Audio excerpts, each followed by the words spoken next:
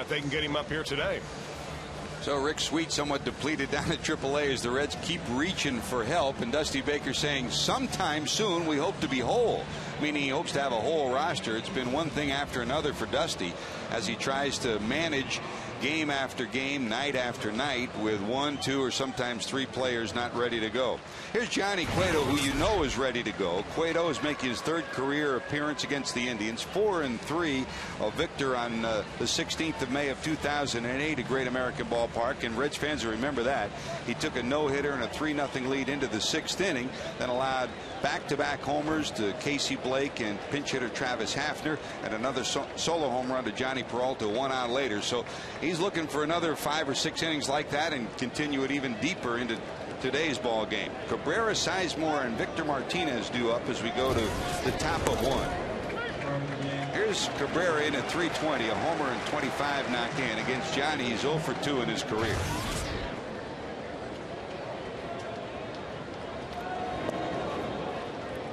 Your umpiring crew for today: Mark Wagner's behind the plate. Tim Timmons is your first base umpire. Jeff Kellogg at second, and Rob Drake your third base umpire for the final of this 3-game set. That slap foul and out of play to the left side. No matter how you add it up, Chris, number 47's had a great month and a half. He certainly has, George, and the fact that he pitches in this ballpark that normally gives up a lot of runs and easy home runs is really a testament that how good he has been. But he's been around the plate, and that's been the big key for Cueto so far. Does not waste a lot of pitches. Cabrera doesn't waste a lot of swings. He plunks a base hit into left, leadoff hitter on, and here is your 4th defensive alignment for the Reds. You see Johnny Gomes, he's back in left once again with a left-hander going. Willie Taveras is in center. Jay Bruce is over in right. Adam Rosales will get the start at 3rd with the second baseman Phillips out of the lineup. Harrison will move to second. Gonzalez back at short, and Ramon Hernandez back from behind the plate playing first for Joey Votto. That means Ryan Hannigan will get the start behind the plate, and Hannigan's hit well against left-handers, so he'll hit well in that spot today for the Reds. Here's Sizemore at .215, 8 homers, 27 knocked in.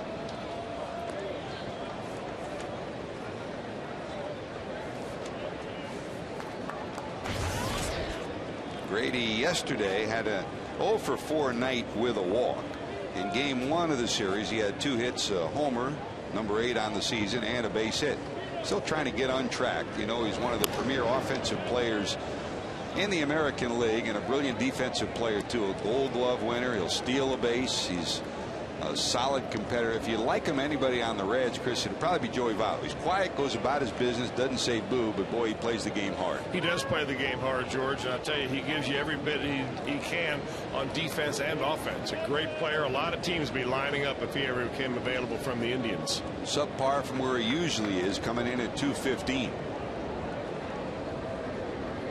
Runner not going, showing bunt, but fouled at the plate. 1 ball and 2 strikes. The Indians, they're fine offensively. They've hit well all year. They're 7th in the American League at .273.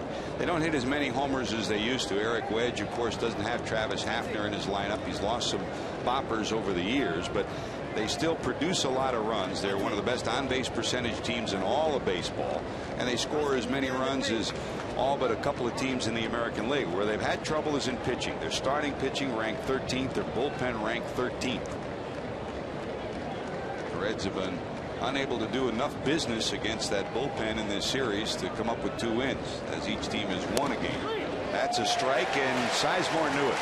No argument there. Grady just drops the head and heads to the bench. That's a lively fastball. Well, you know what? The fastball froze him because it looks like it's going to come in off the plate. And his first instinct is, I better get my body out of the way. Then he realizes it's going to have some tailing action. A good comeback-looking fastball right there by Johnny Cueto. Not an easy pitch to throw, especially when you're throwing as hard as Johnny Cueto is, around 93, 94 this afternoon. 41st strikeout of the season for Johnny Cueto. His first of today. 1 on, 1 out. Here comes Victor Martinez.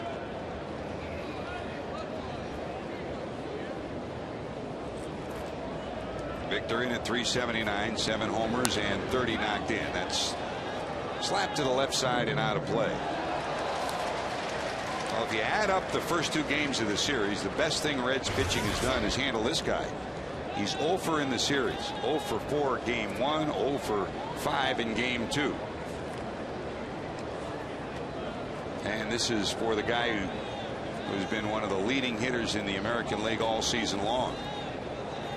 Even with the rough couple of days he's had, at 379, he still leads the league. He's 3 percentage points ahead of Jason Bartlett, the shortstop from Tampa Bay. 66 hits. That's second only to Aaron Hill of the Toronto Blue Jays with 69 in the American League.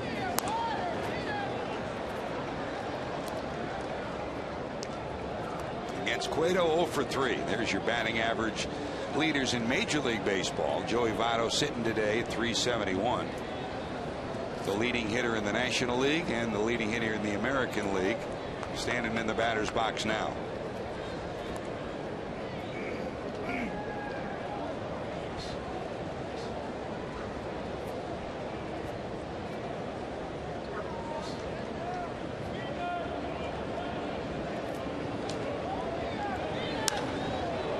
Got in on him a little bit. It sliced to right center. The air is Taveras. Willie will haul it in. Cabrera will head back to first. There's one away. Well, it's a good lineup in the middle of the lineup anyway, with Sizemore, Martinez, Chu, and even Mark DeRosa. But if you add up all the numbers and you make it specifically about what they have done as a lineup against Johnny Cueto, boy, does it ever favor Johnny Cueto. This lineup today that Derek Wedge just put out there is a combined 2 for 28 against the Red starter. So he's hoping for a good game out of Cliff Lee. And if you look at all the Reds pitchers, the only guy that's had success against Mark DeRosa in this Red starting rotation is Cueto. DeRosa was in the on-deck circle, who's killed the Reds. DeRosa in his career, a 380 hitter against Cincinnati. He's only 1 for 10 against Johnny. A little bigger lead for Cabrera. Here's the strike one delivery. That's blooped through the infield. 2 hops onto the grass, and it'll be a base hit for Shin-Soo Choo. But Choo comes in at 303, gets a seeing eye single through the left side, and there's 2 on with 2 out here in the first. And that'll bring up the aforementioned DeRosa. Whenever you turn around, he's been trouble for the Reds. Last night, another story, a homer that gave the Indians a 2-1 lead in the second. 2-run scoring base hit that tied the game at 6 in the 5th. The Indians would then take the lead on a ground ball with a runner at third, and they eventually win it 7-6. Game 1 of the series, DeRosa had 1 hit.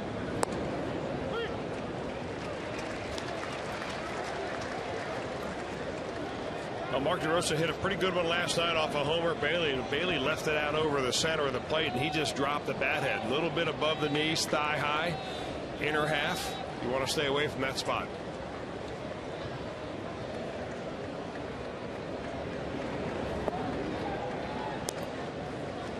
You know, that same fastball that Johnny Cueto threw to Grady Sizemore that struck him out looking, threw it on the first base side of home plate. He's got a lot of movement on that. He can throw that same pitch started on the inner part of the plate against a right-hander and really eat their thumbs up. That ball will just run right into the hands of a right-handed hitter. The key is don't leave it out over the plate.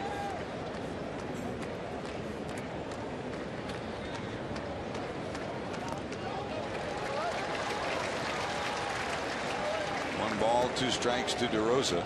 Establish your fastball, then drop in the slider.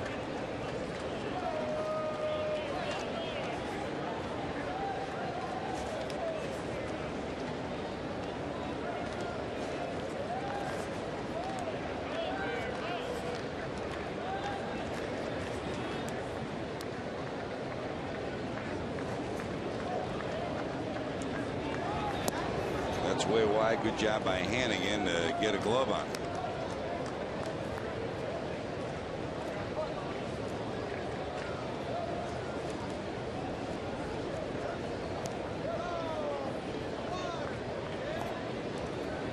Two to the number 5 hitter for the Indians today. Indians in the series 2 for 15 with runners in scoring position. Here's their first chance of this afternoon.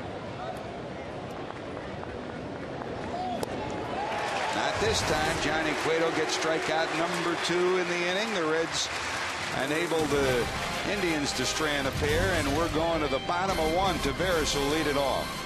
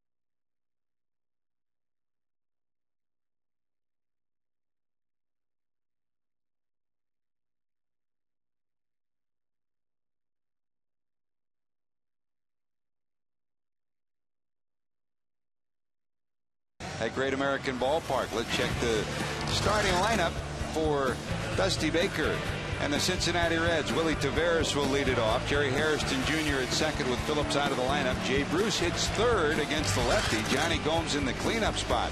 From AAA to the number 4 spot in the batting order. That's the way the weekend's gone for Johnny Gomes. In interleague play, 49 games, 294. But against Cliff Lee, he's 1 for 18. Ramon Hernandez, Adam Rosales, Alex Gonzalez, Ryan Hannigan, and Cueto. That's 1 through 9, your Reds starting lineup. And here's last year's Cy Young Award winner. Well, he broke in with the Indians back in 2002, a cup of coffee then. 2003, cup of coffee. Then he began to start winning games in double digits, and none better than last year when he went 22-3, led the league in earned run average and in wins. And what a marvelous story it is for Cliff Lee. Taveras slaps this one to the right side. Albuena picks it up, and there's one away. Well, you know, he started off in a very bad way, Cliff Lee did. He got banged around bad in the first game. I think he gave up 7 runs. In his next start, he gave up 4 runs. And so that computed to an earned run average up around 10. And they're going, uh-oh, what happened to the Cy Young Award winner from last year? Well, he got his act together and in a hurry. Over the last 7 ball games, he's pitched extremely well to 1.5 earned run average, going deep into ball games. That win-loss total would be better if the Indians could score many runs. Lee had one of those magic seasons. He was the first Indian left-hander to lead the league in earned run average since the 60s. Sudden Sam McDowell, and he could bring it, couldn't he? I mean, to have a 2.5 earned run average nowadays, you know, with high earned run averages, with the designated hitter, with small ballparks in the American League, that is quite a feat. And a lot of it has to do with his ability to command the fastball. He just is able to pound the bottom of the zone, move the ball in and out. It doesn't really get real fancy. He doesn't have a trick pitch. He's got a nice breaking ball, uses a changeup. For the most part, though, he spots his fastball. Good movement. He hides the ball well, and that's, you know, you talk about success. You expect the left-hander to have success against lefties. That's what gives him some success against righties, too.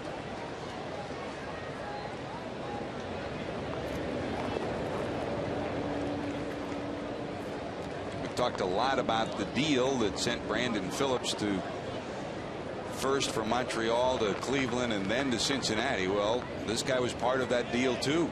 Montreal to the Cleveland Indians. Cliff Lee, Grady Sizemore, Brandon Phillips. That's drilled left field. Does it have enough? It is gone. Gary Hairston Jr., no doubt about that.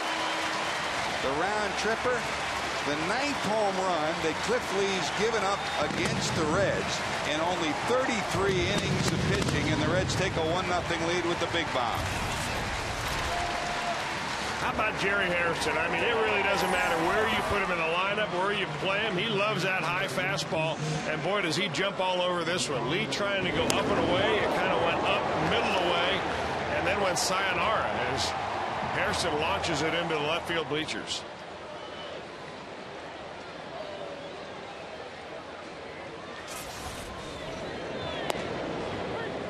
Only question was, would it have enough height? And it snuck in about 3 rows deep down the left field line. Hairston's home run is 5th of the year. 4 of the 5 have come against left-handers.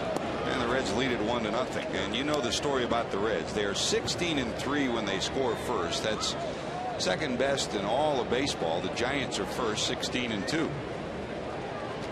Here's Bruce. A dribbler down to first. Martinez will take it, and there's your second out of the inning. Here's your 4th defensive alignment for the Indians. Cleveland defensively comes in 6th in the league in the American League with Ben Francisco in left, Sizemore, Gold Glover in center, and Chu over and right.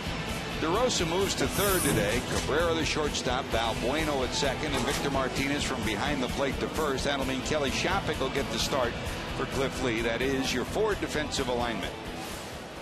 Here's Johnny Gomes. Well, we told you about Gomes' ugly numbers against Lee, and he has no explanation except that he said he has trouble seeing the ball. But he's no stranger to the number 4 spot. In his career, 30 games, 278, and 7 home runs in 30 games out of the 4 spot. Well, who would have ever thought, I mean, least of all Johnny Gomes, when he got cut at the last player off the team in spring training, that, you know, come before the beginning of June, you'll be in the big leagues, and not only in the big leagues, you'll be in the number 4 hole. I mean, it makes sense, really. I mean, if he would have been able to make the ball club, he probably would have had more playing time and maybe been inserted in the number 4 hole somewhere along the line. But they desperately need his bat today. With missing Phillips and Votto, you got to have somebody with some thump. No balls, 2 strikes. Take that. Nubbed into short center field. There's Cabrera will haul it in, but a big swing from Jerry Hairston Jr. gives the Reds a lead. His 5th homer gives the Reds a 1-0 lead as he takes Cliff Lee deep in the bottom of 1.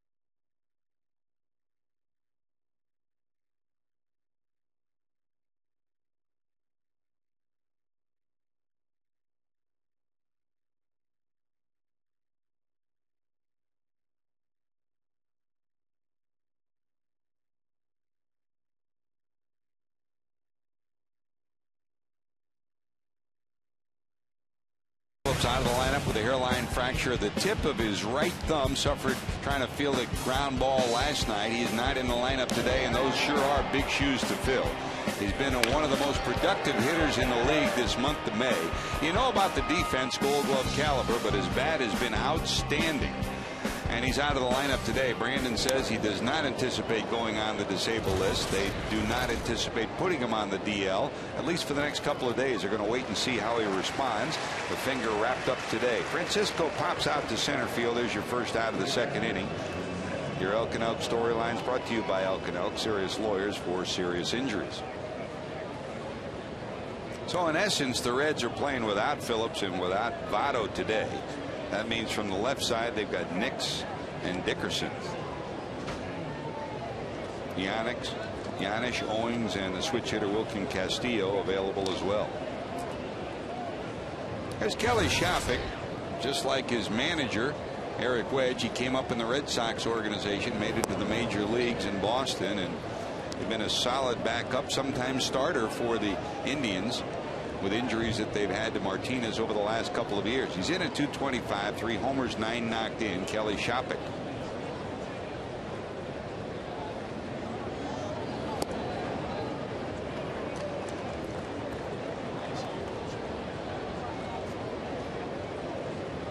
Underway in Florida, the Marlins, who have hit a rough streak of late, are scoreless against Tampa Bay.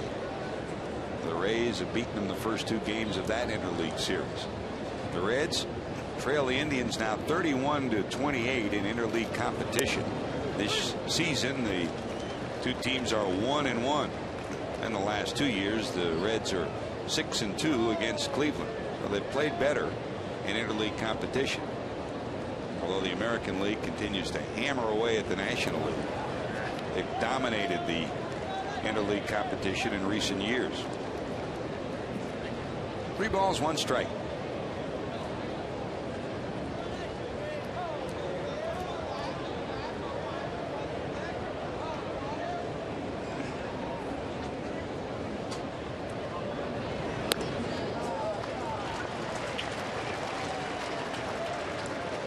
Only the 14th walk allowed by Johnny Cueto, 1-out walk here in the second, and that's been one of the keys to his success, Chris. Well, that's the unusual thing right there, George. You know, he went 3-0 to him. First he went 2-0 to him, and he took some time between his pitches, walked around the mound. You try to cleanse your mind of whatever negative there is, and you go back out there and you threw a strike. But he threw a 2-0 breaking ball, a 2-1 breaking ball, and then ended up walking the batter in the number 7 spot. And, you know, curious, but sometimes you have a little brain lapse, and I think that's what often happens. Here's the number 8 hitter, Luis Valbuena, 23 years of age, another native of Venezuela, signed by Seattle back in 2002, picked up by the Indians from the Mariners. That was in the Franklin Gutierrez deal during the winter meetings this past year. George, I got to tell you the same thing I did last night, that we've got a discrepancy between the radar gun that they use here at Great American Ballpark and the one that is used by FS Ohio here. The one at the ballpark, I think, is on radar gun growth hormones. It's a little faster, about 5 or 6 miles an hour faster than the one we're using. The Cueto's throwing hard. Cueto's got his glove on it, and they turn it into a 1-6-3. Great job by Johnny. A brilliant job, as usual, by the shortstop, Alex Gonzalez. Watch Gonzo turn this.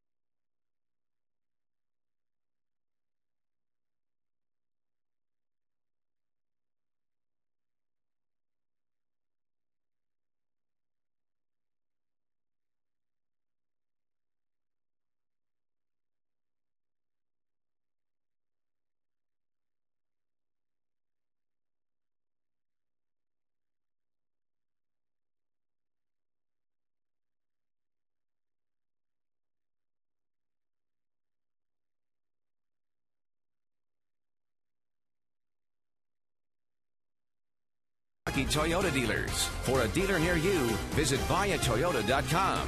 By JTM, food, family, fun. JTM. And by Jeep. You talk, we listen. It's a new day. Have fun out there. Jeep.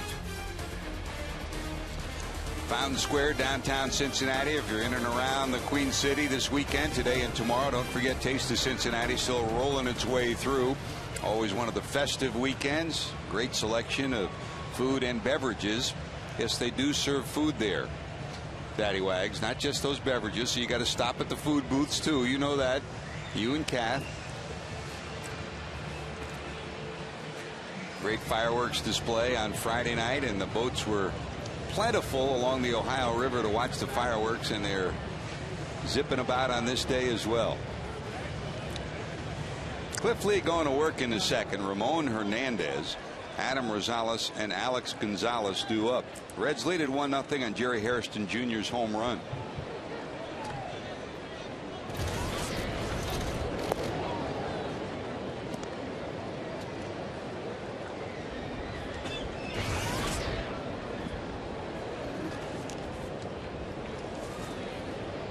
Last night, Ramon hit his second homer of the year. That was a shot in the second that brought the Reds to within one, a 4-3 deficit. Singled in the third. Another two-hit night for Ramon, and made his major league debut as a third baseman. He'll take ground balls regularly at first and third during batting practice, but after Brandon Phillips was hurt, he went from behind the plate to third, and Hannigan entered the game behind the plate. Today, he's back at first with Joey Votto out of the lineup. If he joined us late, the two news tidbits of note: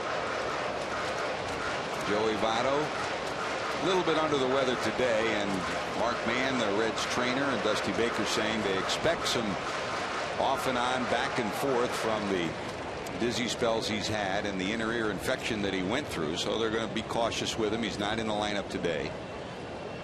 And also, Brandon Phillips with a hairline fracture of the tip of the thumb on his throwing hand. He's not been placed on the disabled list, but not in the lineup. 1 ball, 2 strikes.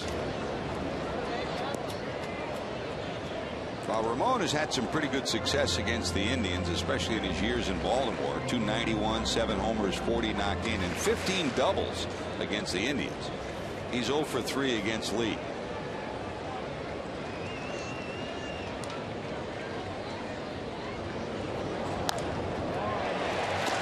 Another base hit to right. You look at his hitting chart, Chris, and most of the base hits he's getting, I mean, he'll turn on a ball, his home run, 1 to right, 1 to left, but most of his hits go this way. Well, the old Kevin Mitchell saying, never try to pull a high pitch, stays true right here. That ball up around the letters, and he just fights it off and goes the other way. Loves to wait on the ball, and that's the best time you can do that, is when you got a slow curveball like that. You wait and wait and wait. And if you get one hung up around your letters and you lace it to right field, you pick up another hit. Look at all of them to right and center. That's a hitting coach's dream right there, when you've got a hitting chart that looks like that.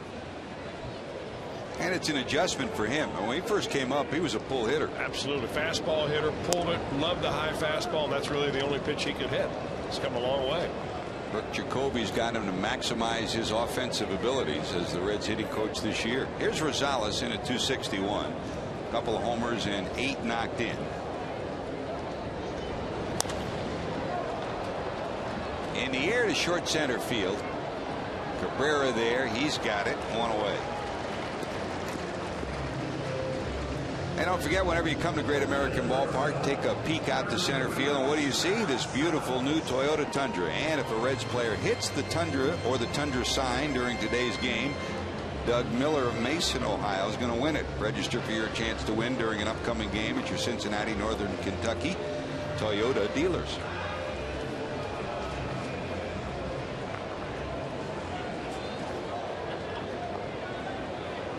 Well, here's Gonzalez, and I think 7 weeks into the season, one of the best stories for the Reds is the health of this guy at short, Chris. He has been miraculous on this homestand defensively. He's made some athletic and acrobatic plays that have really tested the knee injury that he suffered last year and really robbed him of the whole season. and he's starting to feel a little bit better at the plate. I mean, the numbers don't reflect where he wants to be, certainly, but you can see him playing baseball the way he was designed to play the game. Well, you become a forgotten man, George, when you miss an entire season like you did last year. I mean, we saw him day after day in the clubhouse with an ice pack on his knee. And, you know, a lot of people are wondering whether he'd ever be able to come back. How often would you be able to play him if you're Dusty Baker? How many games can you rely on Gonzalez to play? And after he made that running catch last night in the shallow left field, it showed me that his leg's completely back. He's playing every day. He's playing marvelous defense, and he's beginning to swing the bat a little bit. A couple of nights ago was the entire show was all filled with Alex Gonzalez, defense and offense. That was the Bronson Arroyo game. 1 ball, 2 strikes. He has 2 hits in his career against Lee, 2 for 9, and against the Indians he's always played well. For his career, .327 against Cleveland pitching.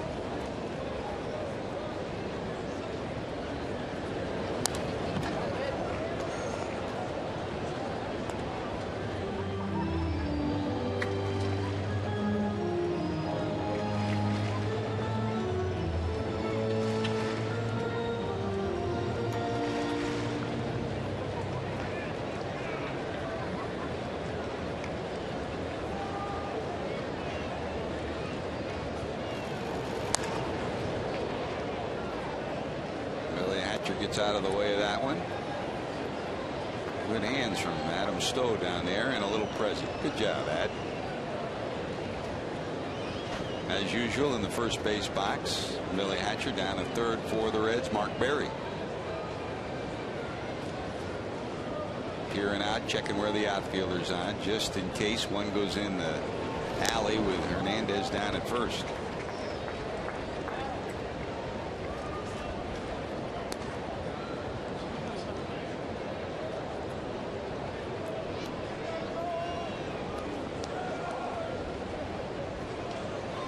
That smile's infectious, isn't it? 2 balls, 2 strikes.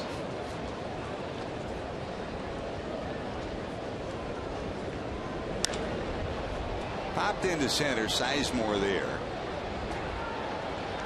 He's got it 2 away. Indians leave town today. They head home. They've got a home series beginning against Tampa Bay tomorrow, and the Reds will be here. Aaron Harang against Wandy Rodriguez, another lefty, Chris, and the Reds have had their full-fledged dose of lefties in the last 10 days. Then Tuesday it's Mike Owens against Roy Oswalt, and Wednesday Bronson Arroyo. They have not named a starter for the Astros for the Wednesday game. Off day on Thursday, and the Reds hit the road again on to Milwaukee.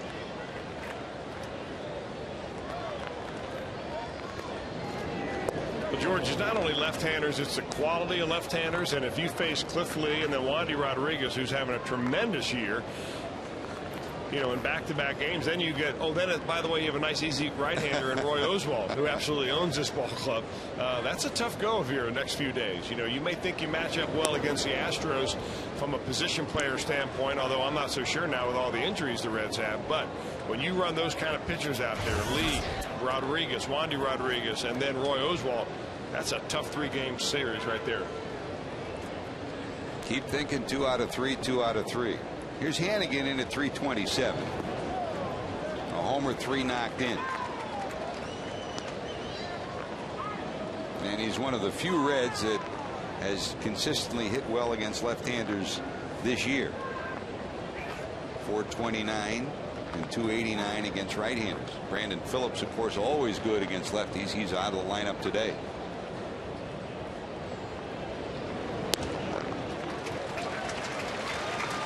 He works a walk, so first and second, the Reds get a runner into scoring position, and here comes Cueto. Johnny, 176 coming in. He's now had 3 hits in 17 at-bats. His best offensive stretch in his brief career.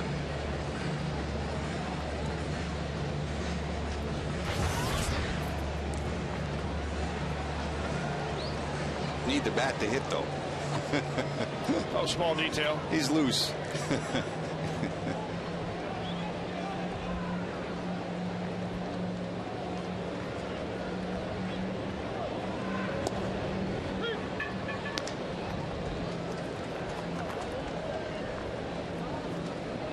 Might be your best shot when you're a pitcher up there. You're facing another good pitcher.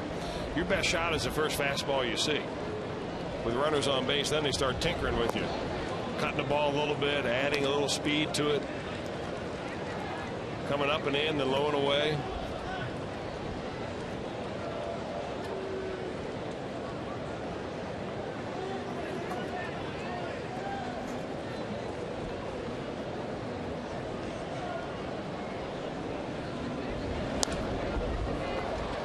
Fouling out of play, 1-2.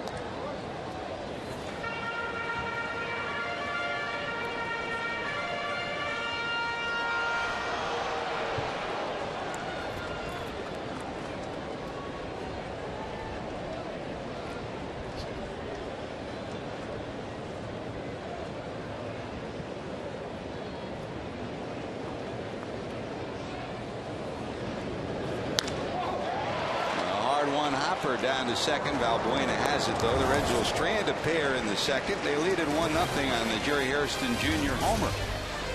Lead due up when we return.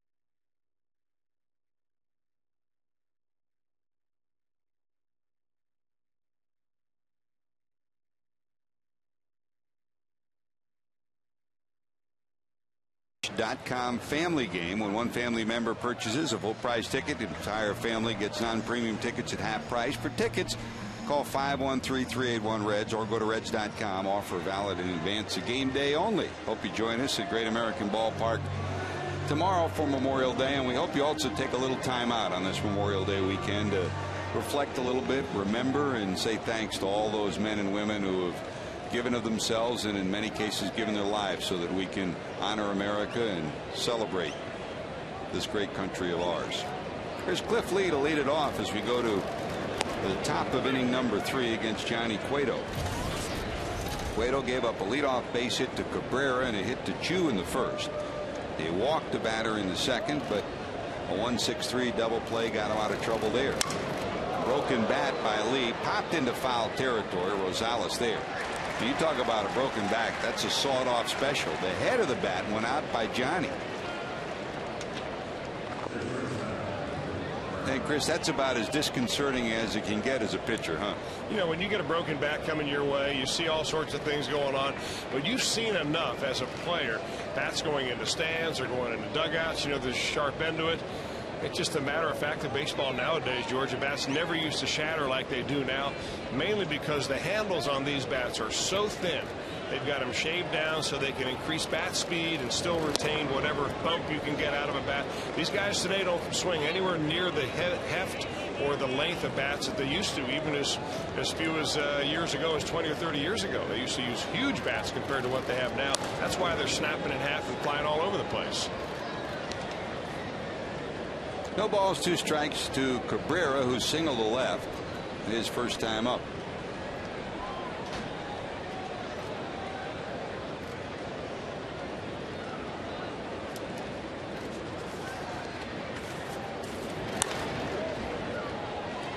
Jerry Hairston Jr. has that.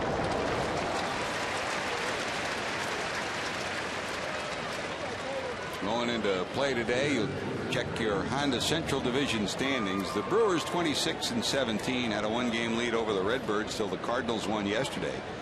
So St. Louis in a flat-footed tie in the division. The Brewers are 17-8 in the Central. The Cardinals are 3 games over 500 at 15-12. And the Reds are 5 games over 500 at 14-9. Those are the only 3 teams in the Central with over 500 records within the division. Cubs are 4 back. Pirates and Houston 7 games back. Over in the American League Central, the Indians start today 8.5 games back and 10 games under 500. In the Central, they're 3 games under at 9-12. Indians and Reds both under 500 at home. That's a bouncer past second into center, and Sizemore has a base hit.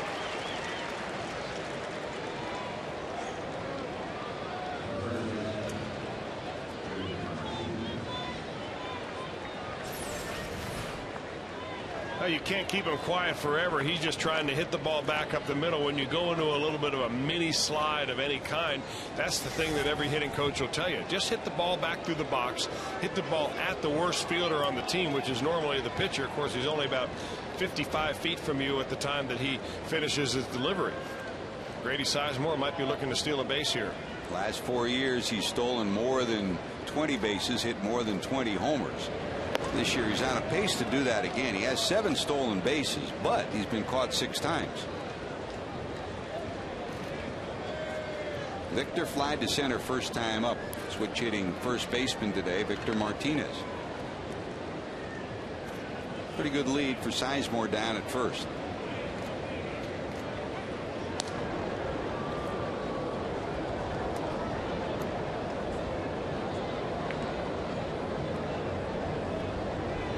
Percentage a little over 50. Usually he's 70% on the season.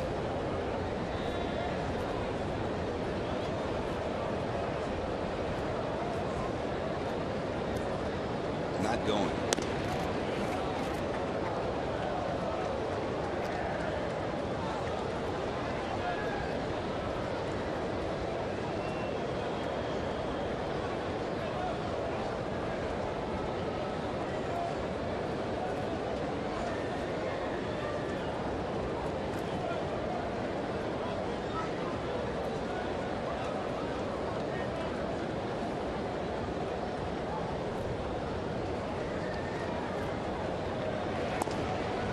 Ball drops in there for a strike. Just missed with the last breaking ball a little high. That one clips the corner, and it's 2 balls and 1 strike. Yeah, Victor Martinez looking for a fastball, and he's got the last 2 pitches as breaking balls. Johnny Cueto and Hannigan trying to stay 1 step ahead of the guessing game. And Sizemore trying to guess on a breaking ball to try to steal a bag. Not going, and that misses. 3-1.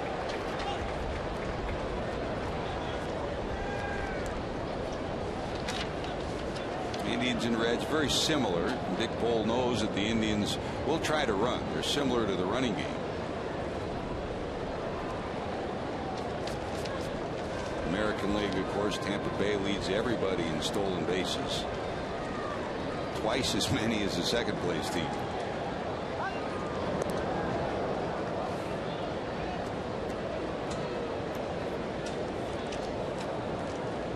National League, the Reds with 27 stolen bases coming in. The Mets lead with 46 coming into play today.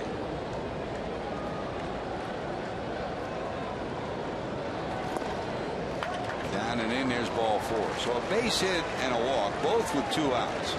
And there are runners at first and second, 2 away. And here comes Chu, hit is singled in the left, first time up. 2 quick outs, then a base hit and a walk, and Johnny's got a runner in scoring position.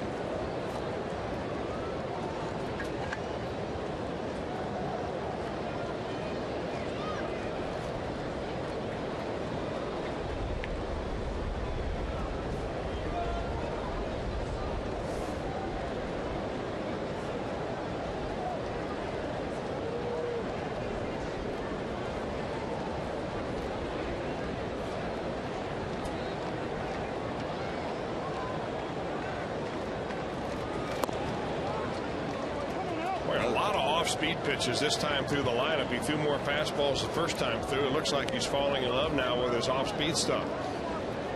Got behind the count and then subsequently walked Martinez on that, and not throwing too much of a fastball either. There's one. First inning, Cabrera and Chu both got base hits off the fastball, so he starts him off with a breaking ball and pushes him back a little bit with that fastball. Yeah, they were both opposite field hits. Cabrera's hit was a bloop, and Chu's was kind of a seeing eye hit going the other way. That's the kind of swing that really shouldn't make you think you can't go back there. It's not like they've adjusted to it. 2-0. 2 hopper down to first. Cueto there. They tap the bag, and that'll do it. So a 2-out hit, a 2-out walk, but Cueto dodges the bullet. Reds go back to work. Top of the order due up when we return.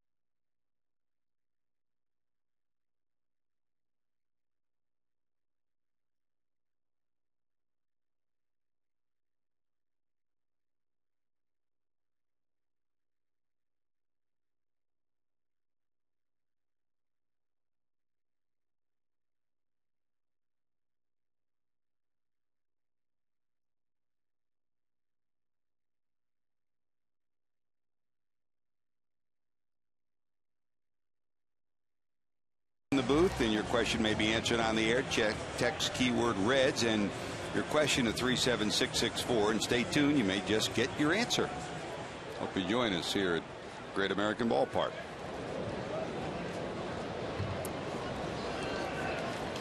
Reds back to work as we go to the third. Top of the order.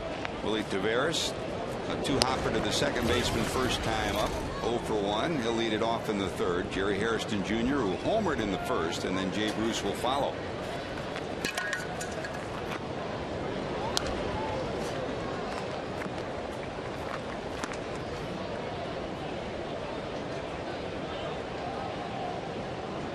Taveras overall average at 277. Coming into today, only 212 against lefties and 298 against righties. There's not that many at bats against left-handers until this past week. The Reds faced 4 left-handed starters. And another one coming up tomorrow in Wandy Rodriguez. I mean, Cliff Lee, you know about. He won the Cy Young Award last year. He had a brilliant year. Of the left-handers that the Reds have faced, there's a dribbler. They're going to have to hustle to throw him out. Scooped by DeRosa. Forget it. He didn't have to hit the ball hard to get on, Chris.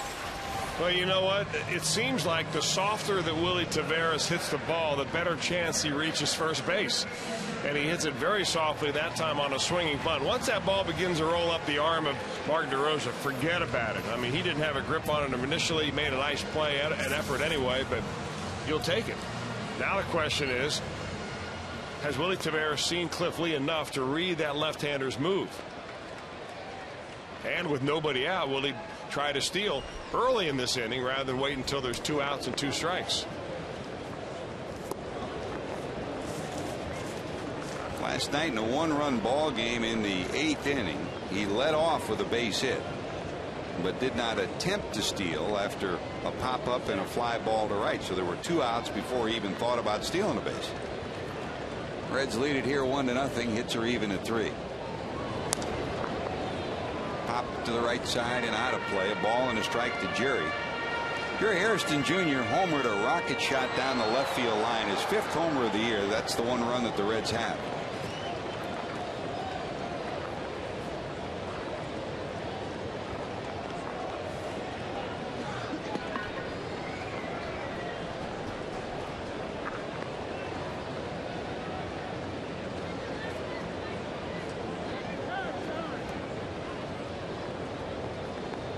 Last night, Chris, like one of your games, one of the kids' games. I mean, he played third, second, and short. You moved everybody around where you needed them last night. Yeah, and your starting pitcher walked 6. One of those nights, and the Reds lose it 7-6. Does remind me of a 13-year-old game. What do we got on tap today? Another doubleheader, possibly 3, depending on if they win. Nothing like the losers bracket to test your pitching depth. Get the first call from Debbie yet? Not yet. That's not a good sign. 2 balls, 1 strike. Valbuena will get 1 at second. On to first. He'll throw it away, but there to back up is Shopping.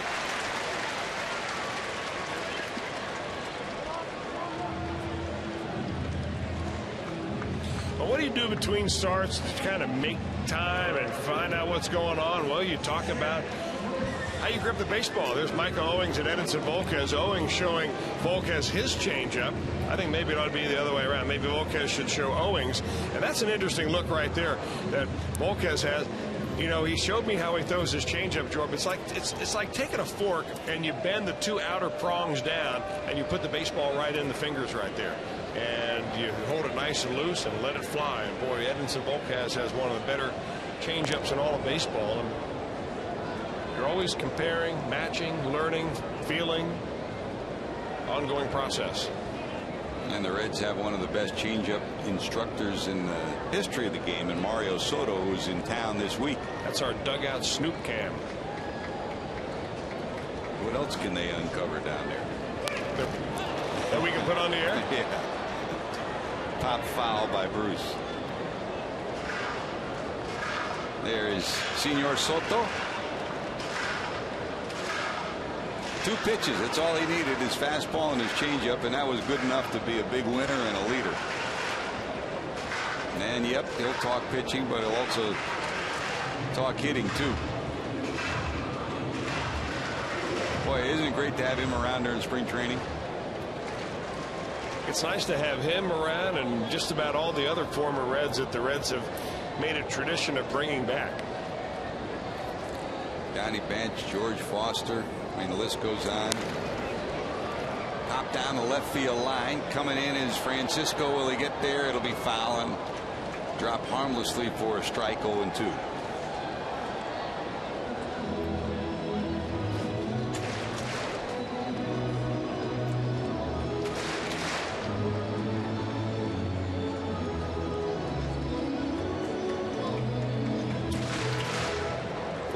Pitches already for Cliff Lee here in inning number 3. 1 out and 1 on for Cincinnati.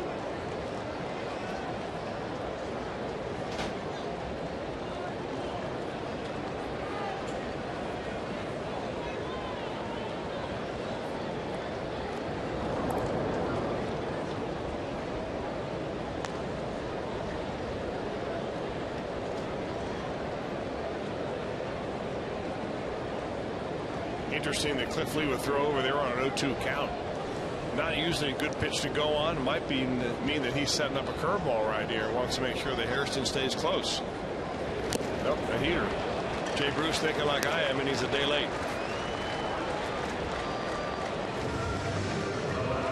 Strikeout number 1 for Lee, 2 away, and here comes Johnny Gomes, who popped up first time up. Hey, Kroger and the Reds are proud to team up to offer you a great value this season. Check concession stands throughout the ballpark for the Kroger Meal Deal, which includes a full-size adult hot dog, a 16-ounce Coke, a bag of chips, and during this homestand, a bag of M&Ms, all for just $7. That's the first time Jesse smiled all day as I read that. Where did Jesse go? That's the JJ deal. We'll call that not the Kroger deal, the Kroger Jesse Jackson deal. That's like an appetizer for Jesse.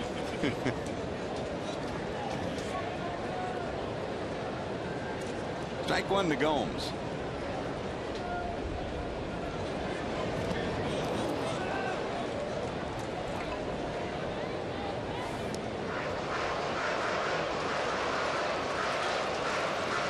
Now that's the guy to talk changeup with. You know, George, and really probably what Mario Soto is telling all these guys is it doesn't matter how you hold it. It's how it comes out of your hand. Your hand pressure, your finger pressure on the ball. You keep your arm speed up. The pronation that you give your hand as the ball comes out makes it run one way or another. And they got him. Trying to pick the pocket after the ball went in the dirt. Shopik never quit on it. And Harrison is nailed at second.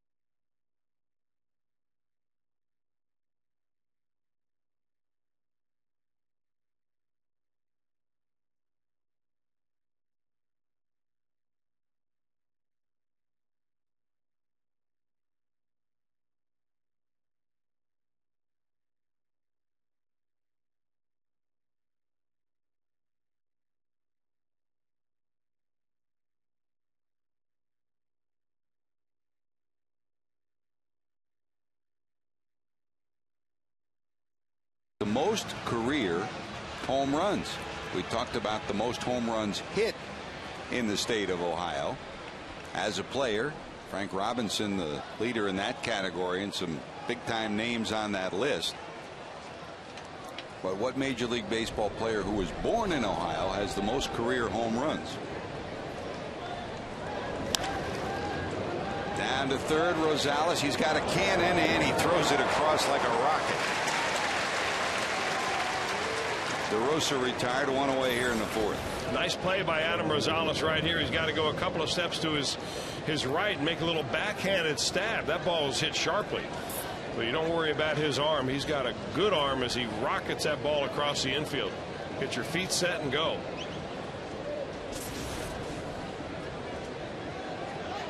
He's played well, George. You know, it's going to be an interesting happening or circumstance depending on what the state of the rest of the roster is. But when Edwin Encarnacion is able to finally come off the disabled list, do his minor league rehab, which I presume he will do, and then come back, it's wondering what exactly the state of the third base will be, depending on how Rosales is playing.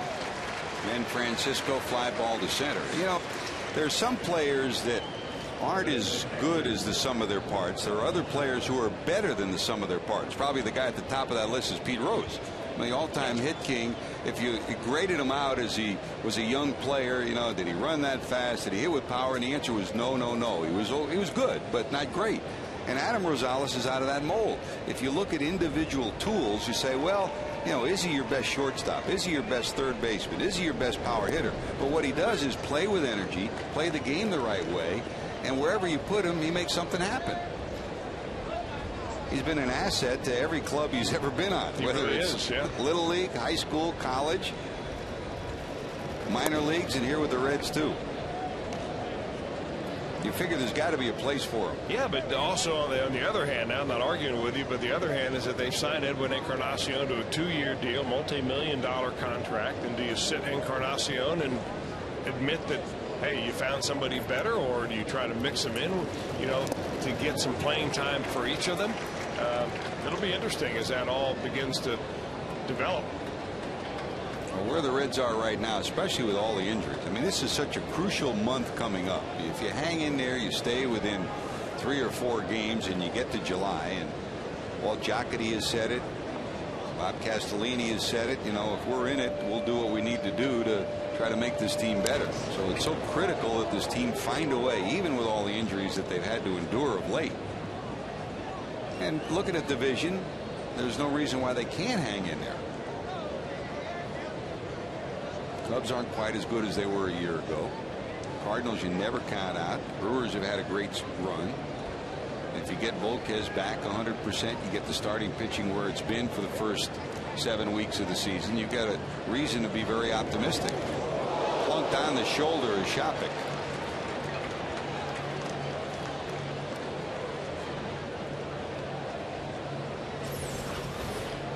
Johnny Cueto second in the National League last year in hit batters, and he just loses control of this baby. Rides it right up in on the left shoulder of the opposing catcher. And Shopik's out of the same mold. That's the 9th time he's been hit by a pitch. That leads the American League. Not afraid to stick an arm, a shoulder, or a back into it. So a 2-out base runner on the hit by pitch. And here's Valbuena, who bounced into a 1-6-3 double play.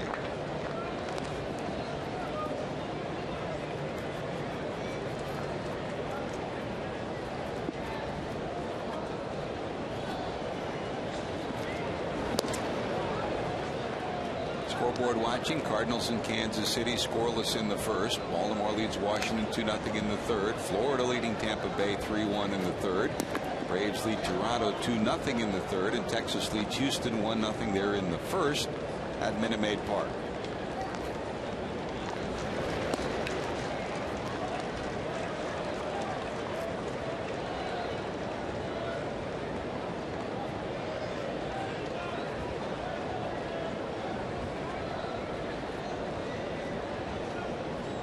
This will be the 54th pitch of the afternoon for Johnny Cueto.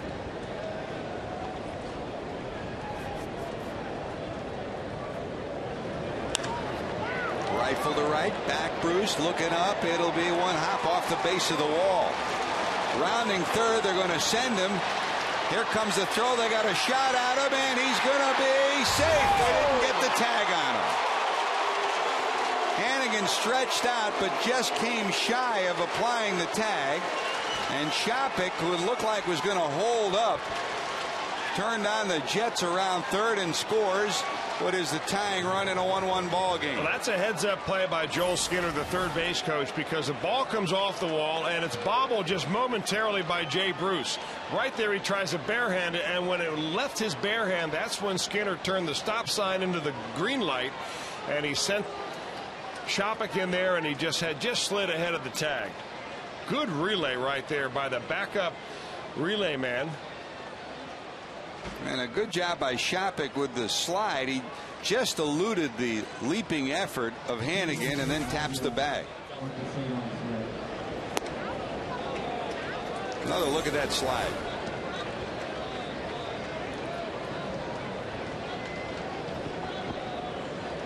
The foot did touch the plate, but he touched it with his hand just to be safe, and we are tied at 1. So it goes a double, and Valbuena goes to third on the throw to the plate. No error charged on the play. You're right, Chris. It was an alert play by Joel Skinner once he saw that glance off the outstretched effort of the right fielder, Jay Bruce. That could very well be an error, because he's holding him up if he doesn't bobble it. Here comes the runner down the line trying to bluff Cueto, and Johnny stares back at him. 1 ball, 2 strikes.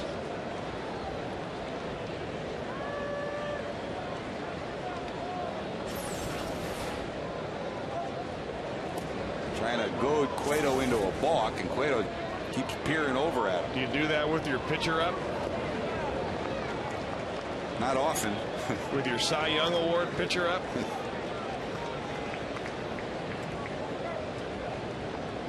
I mean, you're trying to get the advantage any way you can. There's nothing illegal about running down the line and trying to spook the pitcher. But at some point, you cross a line of legitimate baseball and Bush League baseball. That's inside.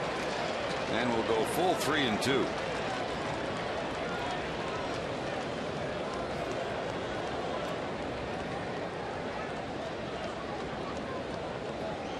This is one thing that I really like about the adjustment that Johnny Cueto's made in the last couple of years, George, is the fact that he takes his time when things are beginning to unravel for him. Instead of speeding it up and letting the inning get away from him, he backs off and says, all right, let's regain my composure before we continue here.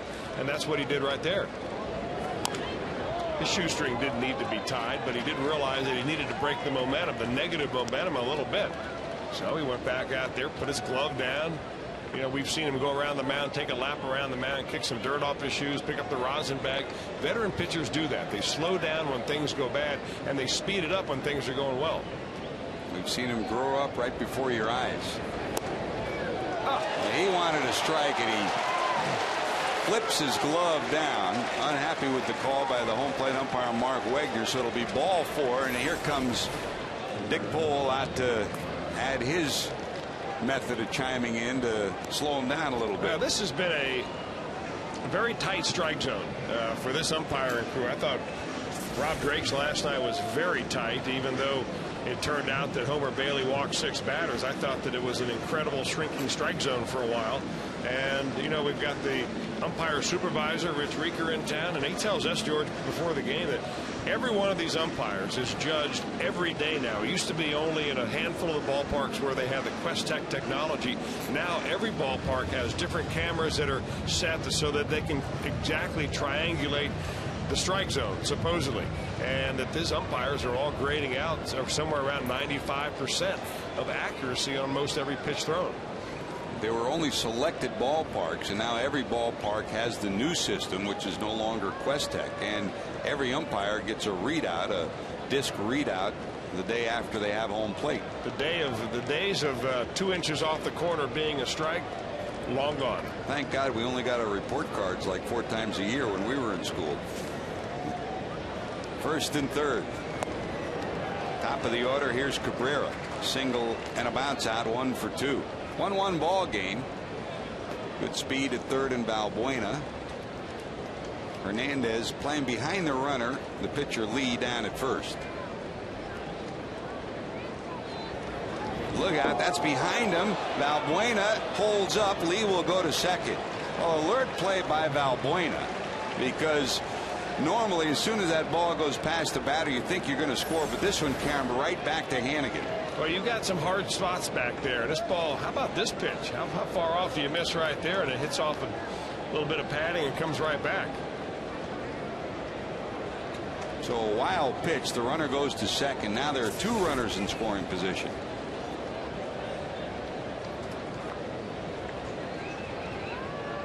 Well, that is missing your spot, isn't it? You throw the ball low and behind a guy. Here's the 1-1.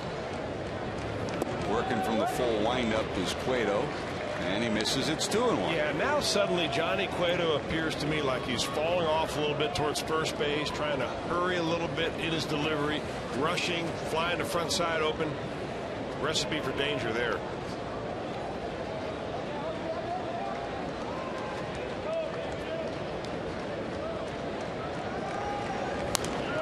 Big spot in the order because Sizemore, Martinez, and Chu right after Cabrera. Yeah, this is the guy you want. Yep.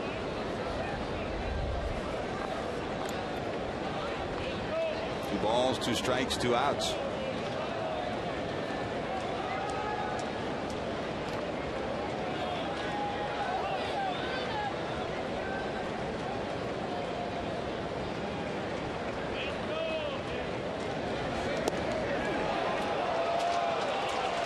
Hannigan held it there the extra instant, doesn't get the call, so we'll go full 3-2.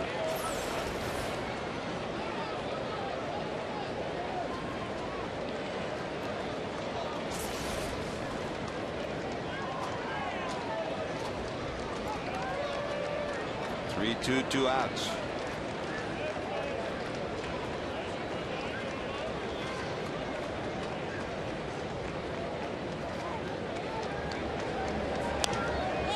Popped him up.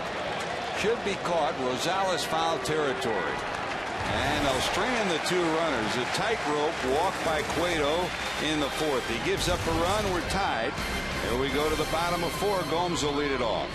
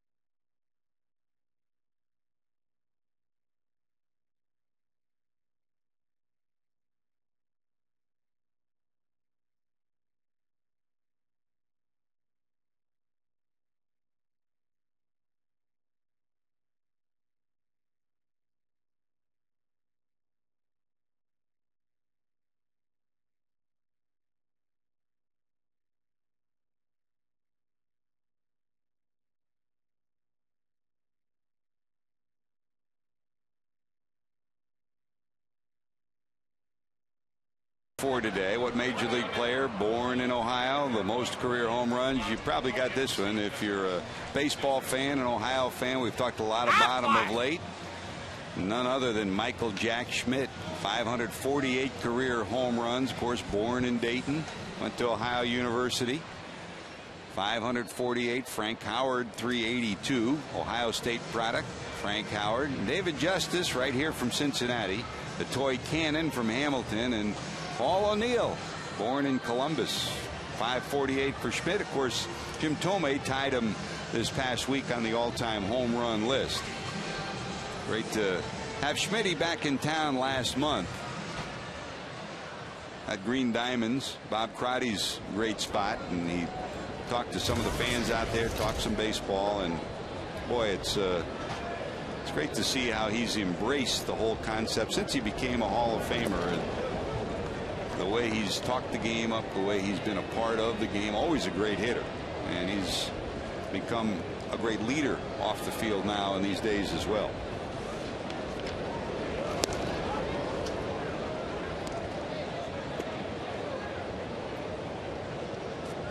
There's Johnny Gomes, popped up to short first time up.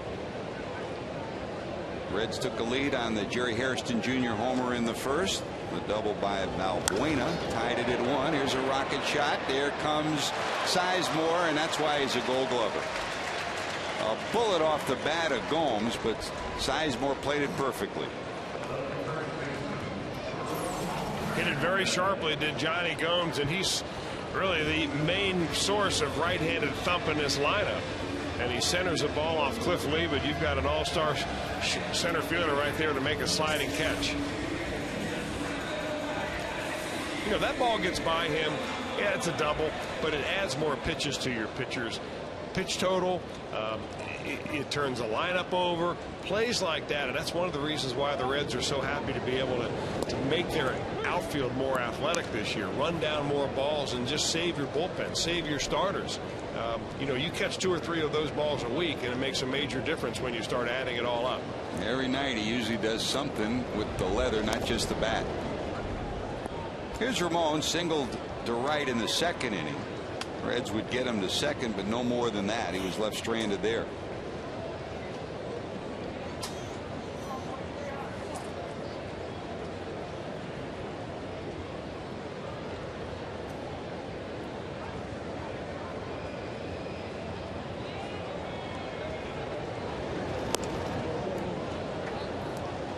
have you with us on this Memorial Day weekend. Down in the truck, Christian Roberts, our producer, Brian Hunterman, our director, Sarah Mann, Laura White joining us down there too. And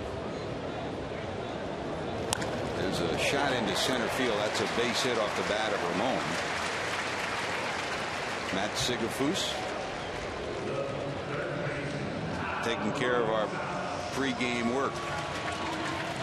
Hey, when the Reds get it done with an RBI this season, that means another $25 from Shakely goes to the Reds Community Fund. Shakely, it is done. And by the way, congratulations to John Brody. The Syracuse Orangemen made it to the finals of lacrosse once again. They'll be in the finals against Cornell on Monday. I know he sent me 5,000 photos of his adventure so far. Just push the slideshow, and it takes you an hour to go through all of them. He's back at Foxborough, hoping for another national championship for his alma mater. The 2 balls hit pretty hard. 1 out, 1 on, and here's Adam. Rosales popped to short first time up.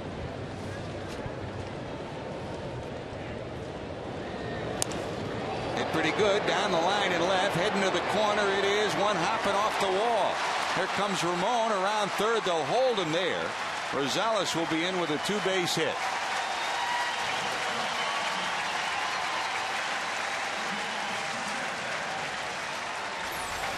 Pulling the ball down the line, very similar to the base hit that he had the other night, the first night against the Indians, that played at Johnny Gomes, and that was the go-ahead run in a 3-1 win.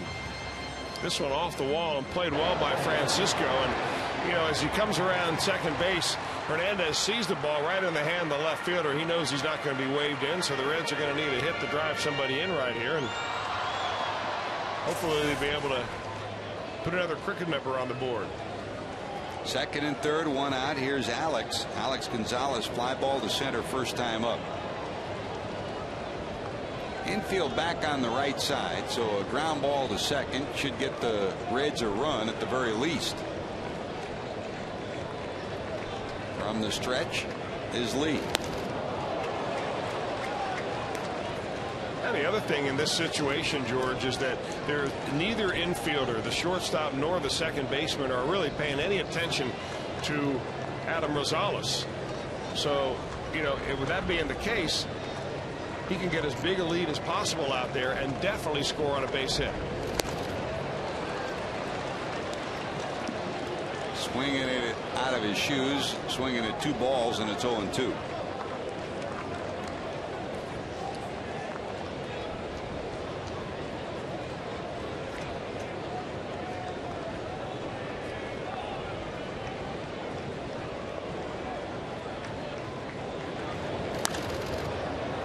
That'll be in the seats and out of play.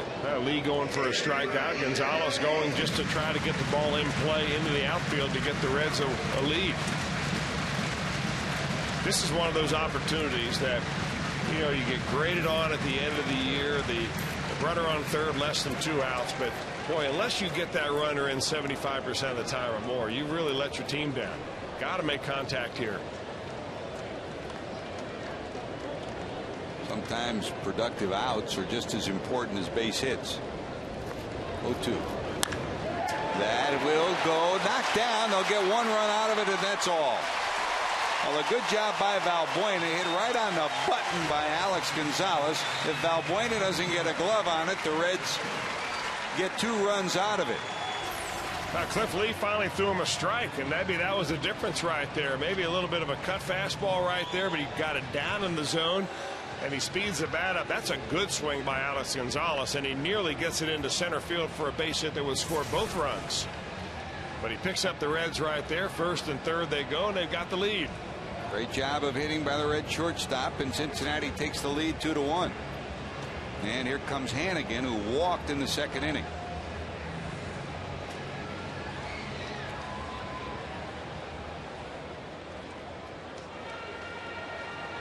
Rosales at third, Gonzalez at first. And Hannigan stepping into the box.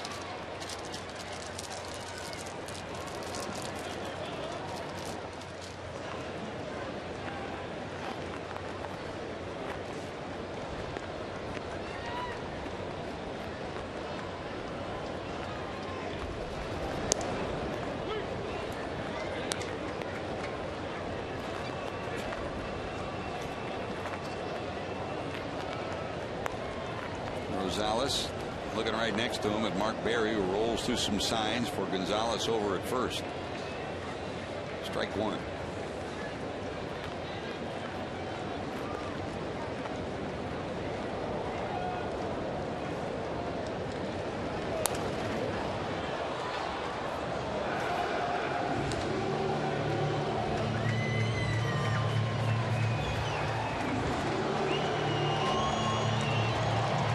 Underway at Yankee Stadium, Phillies lead the Yankees 2-1. They're in the fourth. White Sox lead the Pirates 2-1 in the second in Chicago.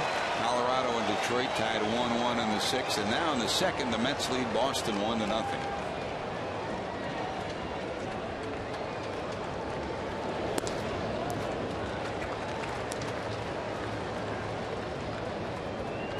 After the game last night, Mets closer Francisco Rodriguez checked out for back spasms at a local hospital, so we're not sure of his availability for today or his medical status.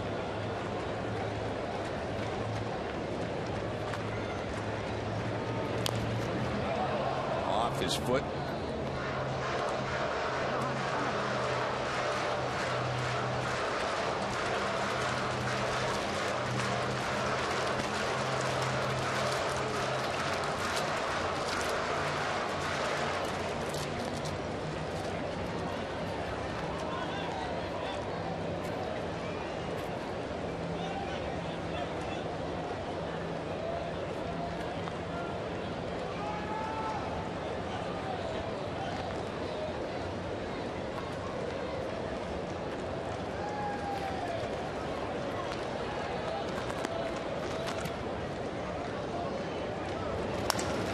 Broken bat down to third. They're going to come to the plate, and he's going to be out.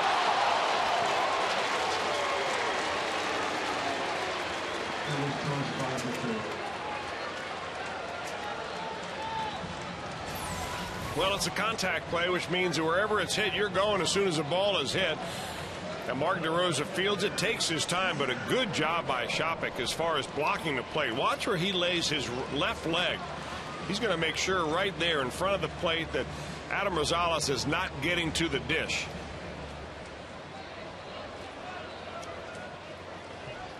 That's Shopik. Well, I'll tell you what, that is just picture perfect defense at the plate. Both legs blocking the corner of the plate in spite of the feet first slide, unable to push him off the plate, and they get the out at the plate. So they trade the possible two to get the runner in a 2-1 ball game, and now it's first and second with two away.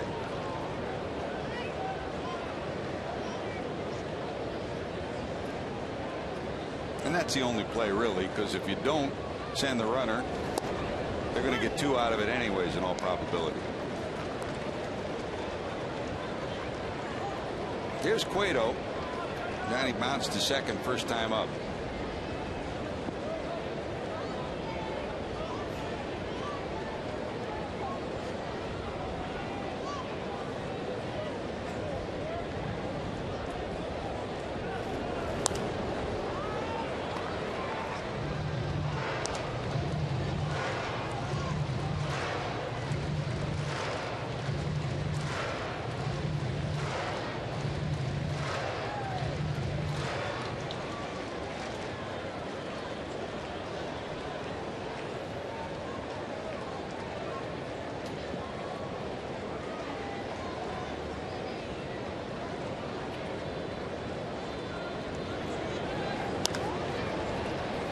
Popped up behind second.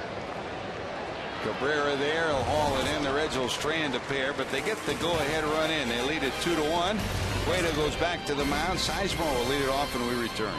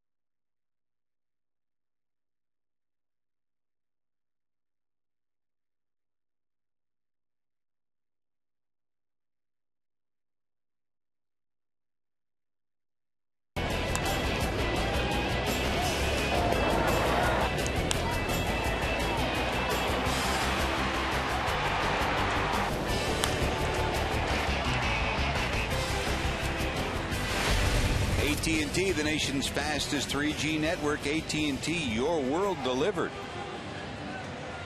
2 runs, 6 hits for the Reds. Cincinnati's left 4 on base, a run, 4 hits. And the Indians have left 6 on. Very pleasant day today. Temperature low 80s on this Memorial Day weekend. Great to have you with us. George Grant and Chris Welsh.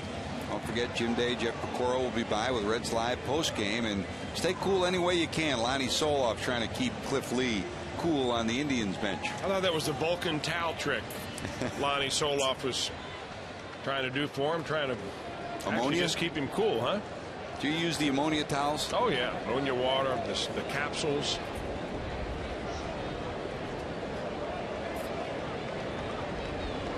Humidity a little higher on this day.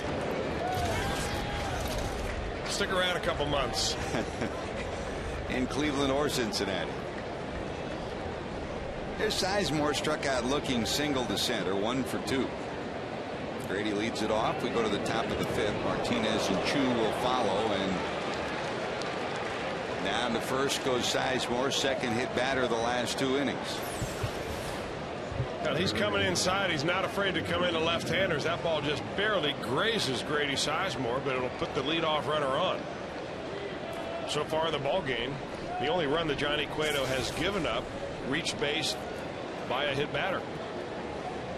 And the uprising started with 2 outs last inning. 2 outs. Shopick hit by a pitch, then a double by Valbuena.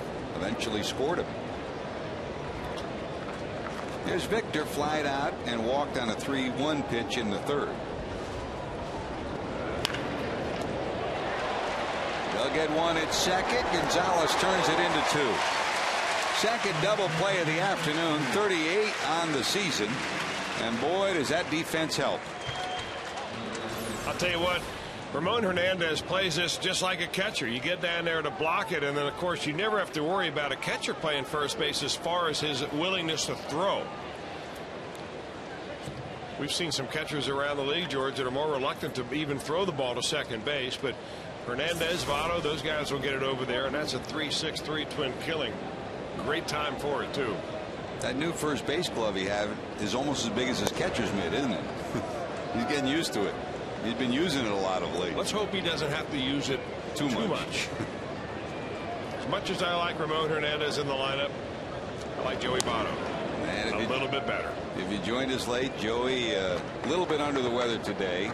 Dusty Baker and Mark Mann saying they expect recurrence somewhat of the inner ear infection residual problems, and there is Joey with Mark Mann right now. He's out of the lineup, and Brandon Phillips out of the lineup with a hairline fracture of the tip of the thumb on his right hand. The hope is he will be back in a day or 2. Here's Chu, single to left and bounced out 1 for 2. Ramon in the right place at the right time. Base runner erased, and 2 away, nobody on.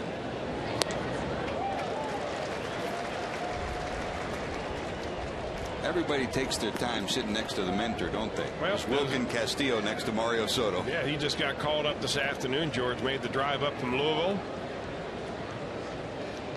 just in case the Reds need another infielder or outfielder or catcher. I mean, you look at this roster. I mean, you really have a roster full of utility type players.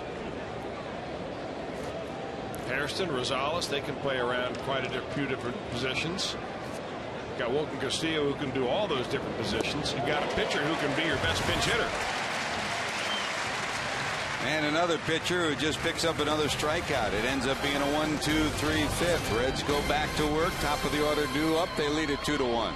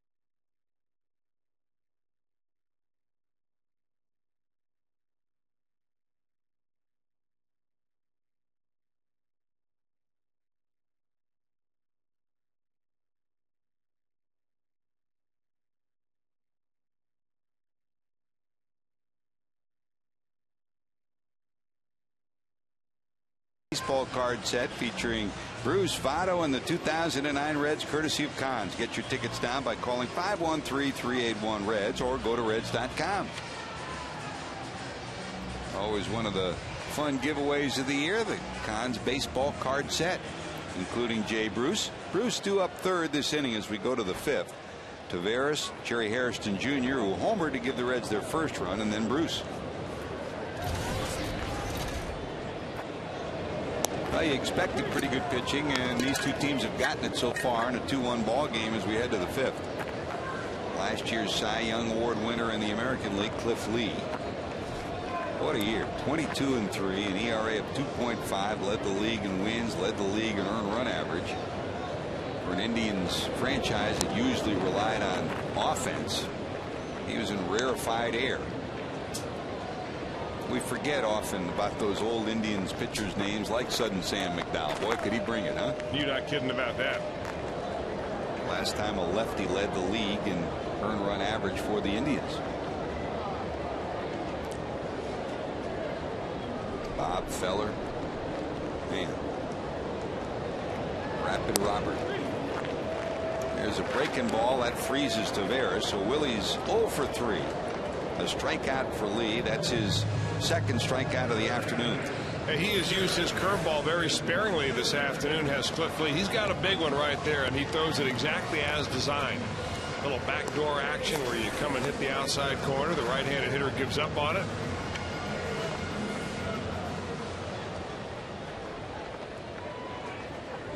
One away, and here's Jerry Hairston Jr.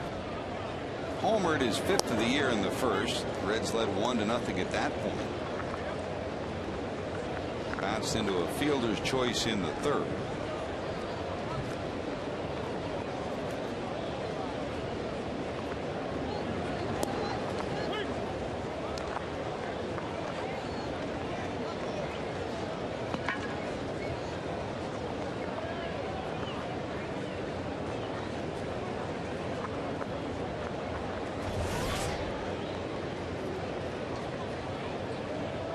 Talked about the two Reds that are on the lineup today in our Major League leaderboard for the month of May. Brandon Phillips second in run batted in numbers for the month.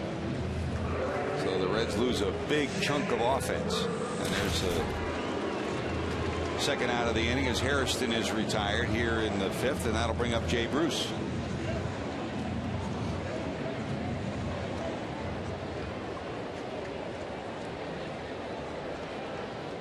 Bruce bounced to first and then struck out in the third.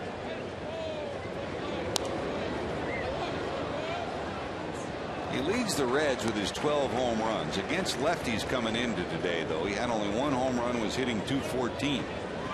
11 of the 12 have come against right-handers, where he's averaged a little over .240 for the season.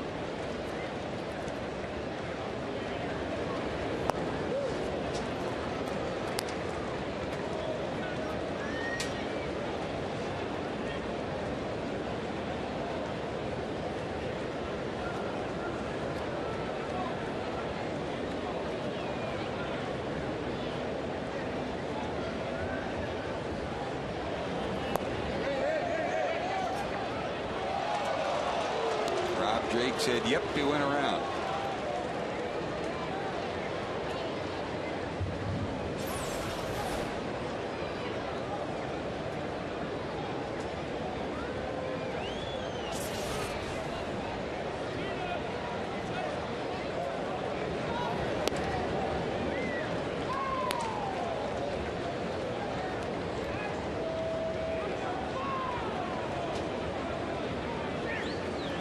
Scouting report's been pretty much similar to Bruce all week long, with the Phillies coming in and the Indians coming in. Against the lefties especially, a lot of breaking balls, a lot of off speed, and once in a while a fastball in like he gets right here.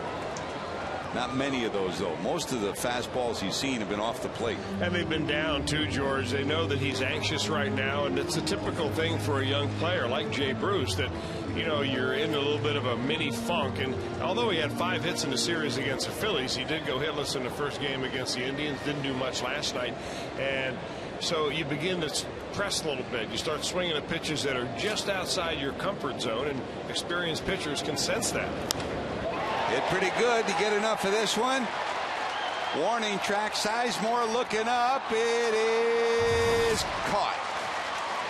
He went a long way to haul that in, and for the third time this week, Jay Bruce goes to a wall, and for the third time, somebody plucks it off the top of the wall. That's why Sizemore owns a Gold Glove.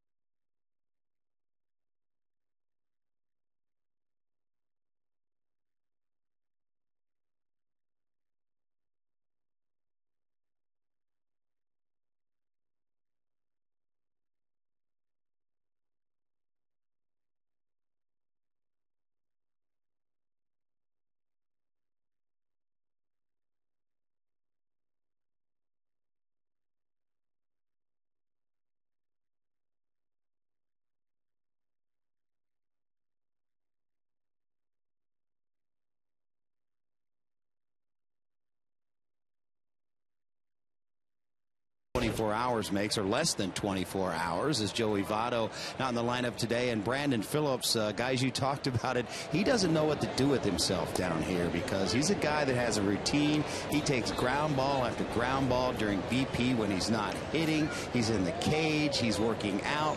And when they said disabled list to him today, they said, want no part of it. That's the type of player he is. We've grown to love that, George Graham. You're right, JD, and the hope is they'll both be back in the lineup soon, possibly as early as tomorrow, but it's a wait-and-see day-to-day feeling. Maybe you better watch out. They may put a uni on you down there. They're about too short tonight, JD. I think I would be one of the last choices, by the way. But you are a good candidate for the disabled list. Thank you very much, Chris. I thank you for the support, as always. I used to be able to pick it back in the day. I know you probably can't believe that. It's just as a precautionary measure. We were looking for your name on the list of Ohio-born athletes on the all-time home run list. You just fell short of the top 5. Yeah. High school home runs don't count. Mom text in your numbers, though. We got them from Mom. Thanks, JD. We'll be looking for you for Reds Live postgame. All right, boys. There's DeRosa 0 for 2, strikeout and a ground ball out, 2 balls and 2 strikes.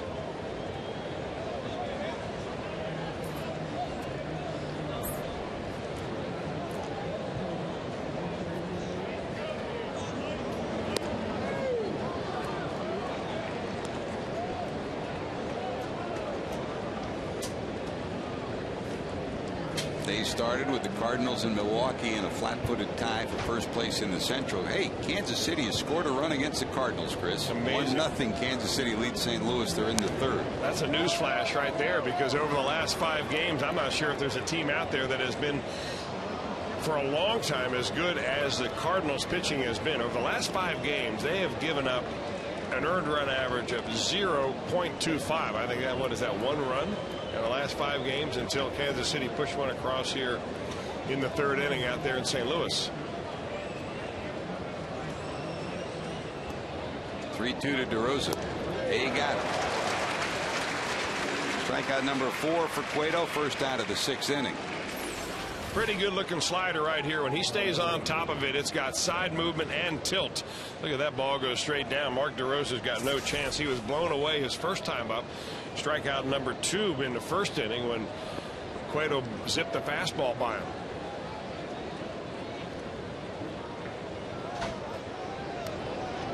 Cueto got his first 2 strikeouts in the first, and did not strike out a batter until the last 2 batters he's faced.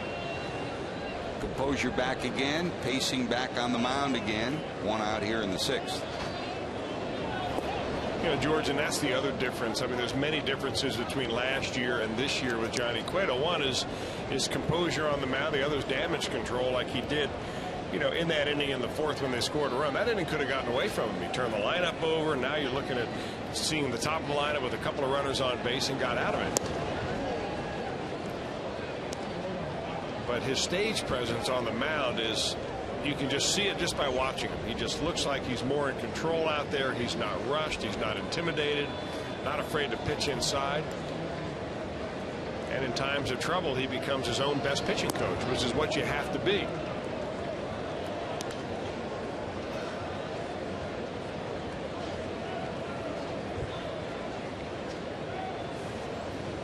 Dick Bull keeping a close eye on his young right-hander.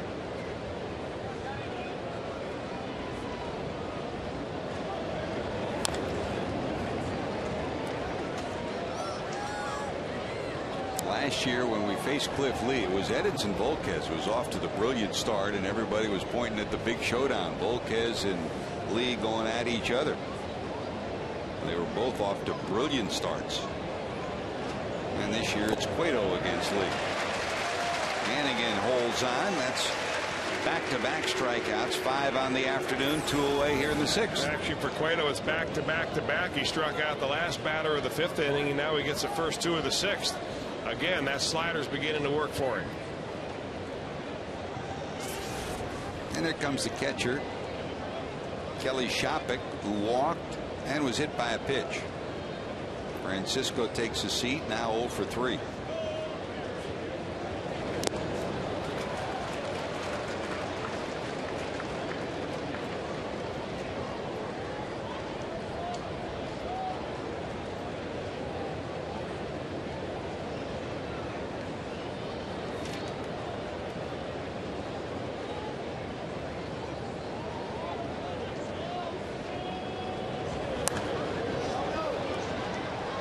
That'll reach the upper deck and be out of play. No balls and 2 strikes. Well, it was Kelly Shopik that came around and scored the only run the Indians have. He was drilled on a pitch when Cueto was way ahead in the count. He had a 1-2 count on him and came inside, and Shopik turned and couldn't get out of the way of an inside fastball. Eventually came around to score after the Indians had a double.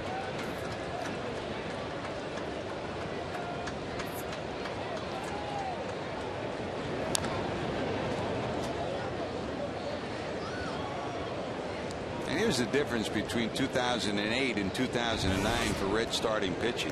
Last year, the Reds would have been into their bullpen already. And coming into play today, the Reds are #1 in innings pitched by their starters. They're averaging 6 2/3 innings pitched a ball game. Last year they averaged just about 5. So you're almost talking about 2 innings more out of the starter.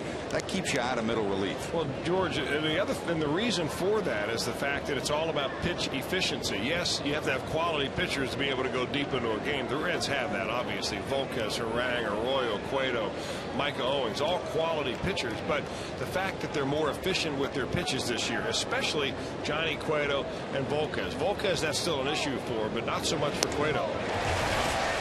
How about that giddy up? 94 for the final pitch of the 6th inning. Johnny Cueto 95 pitches, 94 on the radar gun. He strikes out 4 in a row.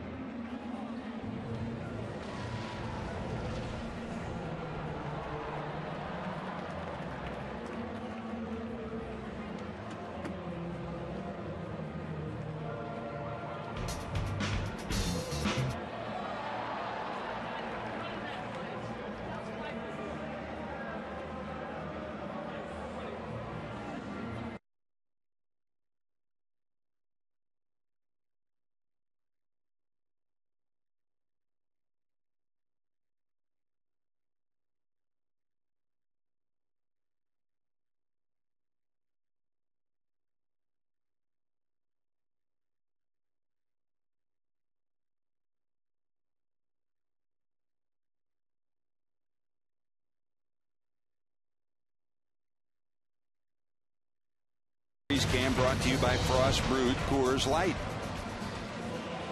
Shopik, outstanding slide. That'll go on his highlight reel, no doubt. I'll tell you what, George, the timing of it was perfect, and it's amazing how many close plays there are at the plate where if a throw is just a little bit more towards the plate or a little bit up line, you know, he's had a great day at the plate all the way around. He's come around and scored a run, had a nice slide, and he's also blocked the plate on a play that DeRosa threw a ball to him to nail Adam Rosales at the plate. So he's had some activity right around home plate dish this afternoon. Johnny's got it working. Struck out the side last inning. 95 pitches on the afternoon, 4 straight strikeouts, and for the afternoon now 6 strikeouts on the day. Yes, sirree. All right, Nat, I've got a question for you, George Grant. Left center, that drops for a hit. Last time up, Johnny Gomes hit a line drive to right center that the center fielder Grady Sizemore made a diving stop of to rob him of potential extra bases. This time Gomes hits a bullet for a base hit to lead off the 6th. Well, that Johnny spells his name Jonny. The Indians have a Johnny Peralta who spells his name Jhonny. Well, you can call me Johnny. And we have the more normal spelling of Johnny Cueto, Johnnny. If you were to have a grandson named Johnny, how would you spell him? J. I got you. Very diplomatic of you. Well, we got a daughter, Jamie. And how many different ways are there to spell Jamie, right? There's a lot. The question is, how's she going to spell her baby's name? Yeah, that's it, baby. Congratulations again. Jamie's due in October. Wow. And it will be a happy time, no doubt, Chris. Down to first, but back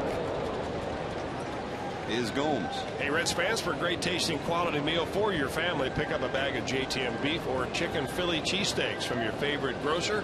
JTM, food, family, fun. We do know how to spell Charlie, though. And we want to say happy birthday to Brian Hunterman's dad, Charlie Hunterman. All right. Over in Seymour, Indiana. More often than not, we're usually on the air for his birthday. We hope he's enjoying the day back home in Indiana. Happy birthday, Charlie. I'm sure he's probably flipping back and forth between us and the Indianapolis 500. No doubt. Always one of the highlight days of the year.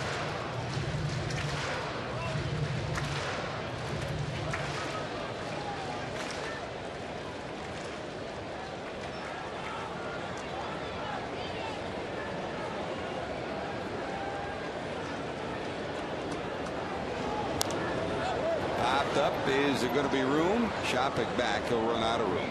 I guess if you're really a sports fan, Chris, you got to go to a World Series. You have to go to a Super Bowl. You have to go to a Final Four. You got to go to the Kentucky Derby. And you got to go to the Indianapolis 500. Even if you're not a race fan, the Indianapolis 500 is such a spectacle, and just the power of those engines and the moment in Indianapolis. If you're a true sports fan, you got to see it at least once. I guess so, George. Maybe I'm getting old. 250,000 people. It's a lot of traffic. How do you get to the bathroom with that many? How long is the line at the bathroom? Well, they've done a pretty good job over the years. I mean, they got more portable potties there, I think, than we've got a taste of Cincinnati down here this weekend.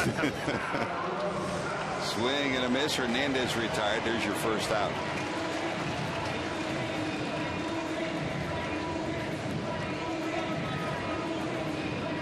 Reds trying to push an insurance run over. They lead it 2-1 here in the 6th. Ramon retired for the first time today. 2 base hits, so he's now 2 for 3. And here comes Rosales. Adam doubled in the 4th, 1 for 2. The Reds have done a good job this afternoon laying off that teaser pitch that Cliff Lee throws up there. He throws a 4-seam fastball. He's not overpowering. I mean, he throws the ball anywhere from 88 to 92 miles an hour.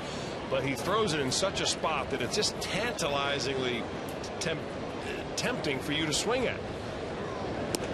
And if you're not just a bona fide high ball tomahawk kind of hitter, you're best to just lay off of it. And the Reds have done a good job not being tempted by it. 1 ball, 1 strike to Rosales.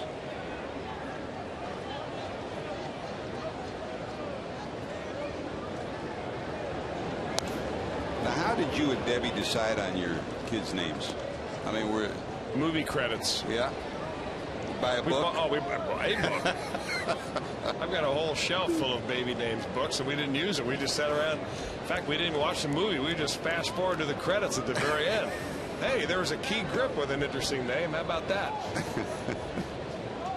So now you know the truth.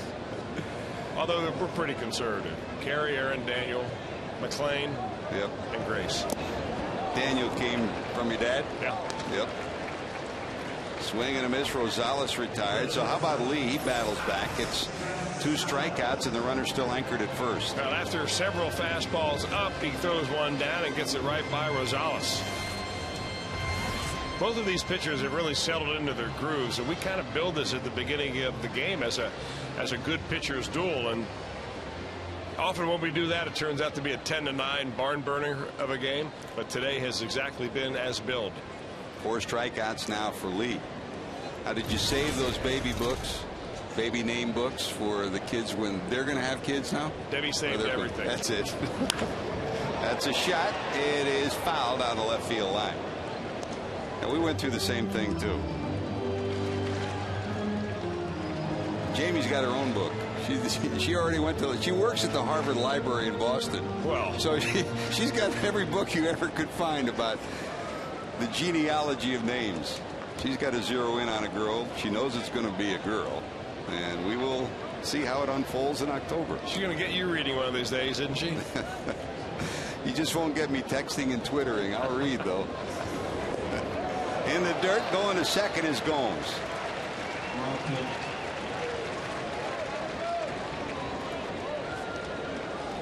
Well, that one out of control, and Shoppa can nail it down, and so now the Reds have an opportunity with Alex Gonzalez, who drove a run in his last at bat, to drive another one in right here and give a little bit of insurance.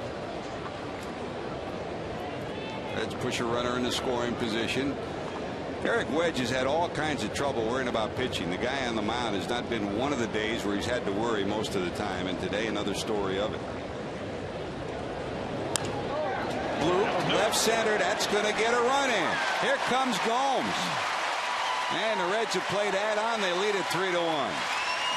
Good job by Alex Gonzalez. His base hit to the second baseman. Valbuena got the Reds' second run in to make it 2-1, and this base hit makes it 3-1. Well, the game of baseball is awfully funny. This ball jams him a little bit, and he gets it not very much on the sweet spot, but enough to get it into the outfield. That's no man's land right there, and because it is so softly hit, and with 2 outs, Gomes is off at the strike of the bat, and so he ends up scoring after this wild pitch. Here's the wild pitch. I mean, that was really wild. I mean, when that ball bounces 3 feet in front of home plate like that one did, the catcher really is, you just try to throw your body in front of it. And Lee has been wild a couple of times. He has hit the grass with one of his curveballs, believe it or not. Second time in this series that we've seen an Indians pitcher do that. Anthony Reyes did it the first night on several pitches, but his elbow was barking so much that I was amazed he could even throw the ball to the plate. Reyes will have an MRI on his elbow, and the Indians head home tomorrow. 1 ball to Hannigan, who walked and bounced out. Hit pretty good to center field. Sizemore has it measured, though. He'll haul it in for the final out, but the Reds do some business. A leadoff hit by Gomes, a wild pitch, and a hit by Gonzalez, and Cincinnati leads at 3-1.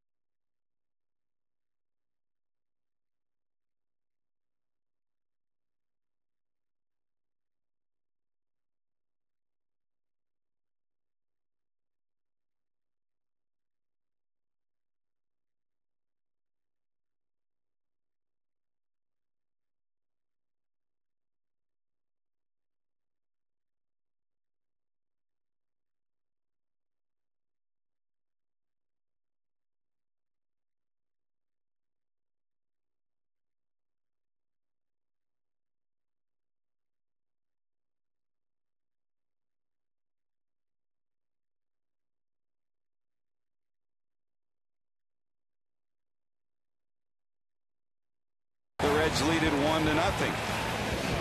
That's the way it stays until the Indians tie it in the fourth after a hit batter. Valbuena bangs one off the wall. Shopik scores, and we are tied at 1. Alex Gonzalez taking care of it from there. A hard ground ball off the glove of the second baseman makes it 2-1. The Reds took the lead, and then 3-1 on Gonzalez base hit to left center field, and the Reds lead it. Meanwhile, Johnny Cueto's been zipping, Chris. He certainly has, George. He's got a little bit of a string going right now, too. He has struck out the last 4 batters in the row, the last of the 5th, and all 3 in the 6th, and he's got some fans out there wanting to see if he can do it again this inning. Chris Welsh fan club is here today.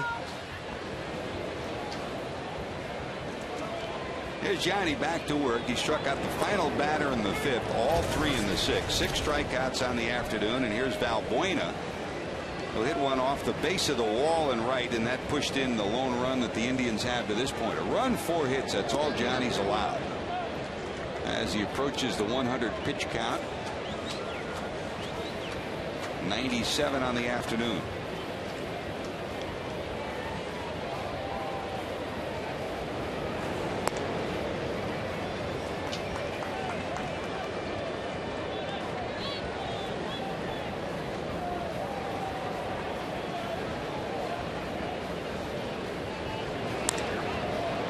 Center, that's going to sneak its way past the center fielder Taveras, go all the way to the wall. And how about Valbuena, his second double of the afternoon? That'll bring the tying run to the plate here in the 7th. Well, he got a slider out over the plate. He picked up his 5th double, also his 4th double back in the 4th inning. And that ball had a little depth on it, but not a lot of movement, and he was all over it.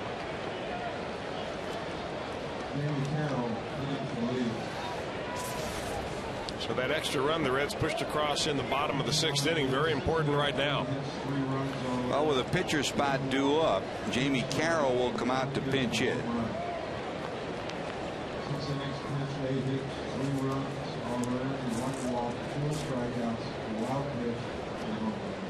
Carroll steps in at .333. He's 6 for 18 on the season. Jamie had a good spring, and then on the final game of spring training, fractured his left hand, went on the disabled list, on the DL until a couple of weeks ago. There's a soft liner to the second baseman Harrison, first out of the inning. So Jamie's retired. Carroll, Peralta, Laporta, Garco from the right side, and Dave DeLucci, the pinch hitter from the left side, still available for Eric Wedge. Well, Johnny Cueto, one reason why he is locked into a pitcher's duel right now is his ability to get ahead of the hitters.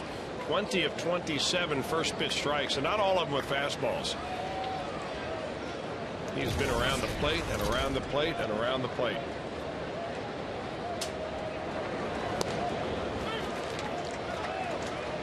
(21 to 28). Asdrubal Cabrera singled in the first, bounced to second.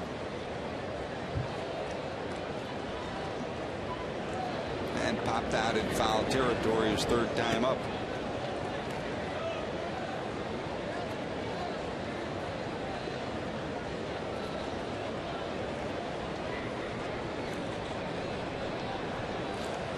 Matt Hergis loosening in the bullpen for Carl Willis and Eric Wedge for the Indians. Arthur Rhodes, just in case, loosening in the Reds bullpen. Takes a tricky hop, but off the hip, Hernandez picks it, second out. Good job by Ramon. First thing, get in front of the ball, and that's exactly what he did. Well, you know, if he's not in front of that ball and it takes a funny hop like that, it goes into right field, and you've got guys running all over the bases. I'll tell you what, he has performed admirably down there as a first baseman. And he likes it down there. The hotter and the more humid it is, the more he likes first base. Took that hop off the palm of his throwing hand, the right hand. You saw him flexing it, and that's going to get a run in. Sizemore gets his second hit of the day. He's going to round second, He's going to turn and head for third, and he'll get there. A triple for Grady Sizemore. Kicks away. They got a shot to get him. Here's a throw to the plate, and he is out. They hold on. What a job by Johnny Gomes. Gomes came in all the way from left field to back the play up. Throws a strike to the plate. They're going to argue. They're going to argue that the ball went out of play? Coming in was Rob Drake from third, and he's saying the ball, did he say it hit outside by the third base dugout? Dusty Baker doesn't like what he's hearing right now.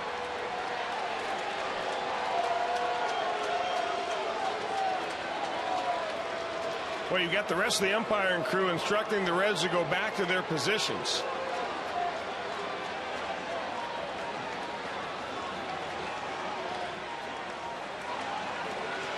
Well, Dusty taking his hat off, unhappy. We'll show it to you again.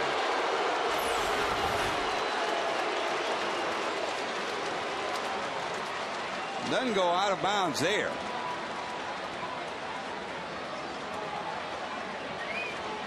He's tagged out.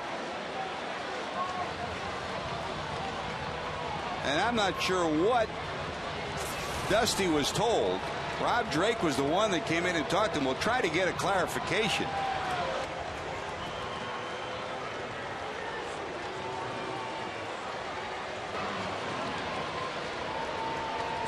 One more look at it right here. The ball gets by, and there's Johnny Gomes. Now, where does he get it? Does he get it before it gets to the fence?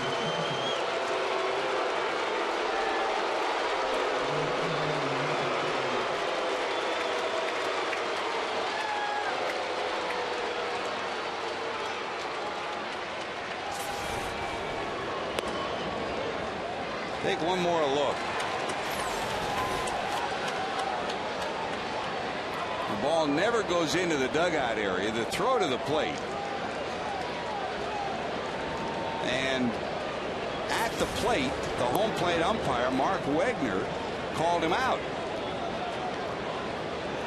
No, yeah, called him out, but he couldn't have been overruled by the third base umpire on that play. On the replay, it's not clear that he tagged him. It looked like he may have avoided the tag. Right, but it's Rob Drake at third who came running in and called the runner safe. And I thought he motioned over towards the third base dugout. But even if it bounces off the facade of that third base dugout, that's still in play. It has to go into the dugout. So that couldn't have been the reason why Drake came in.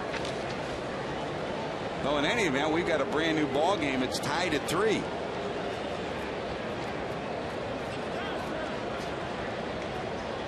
So just like that, from what looked like an inning that Cueto was ready to cruise out of, Sizemore gets a triple down the right field line and scores on the ensuing play.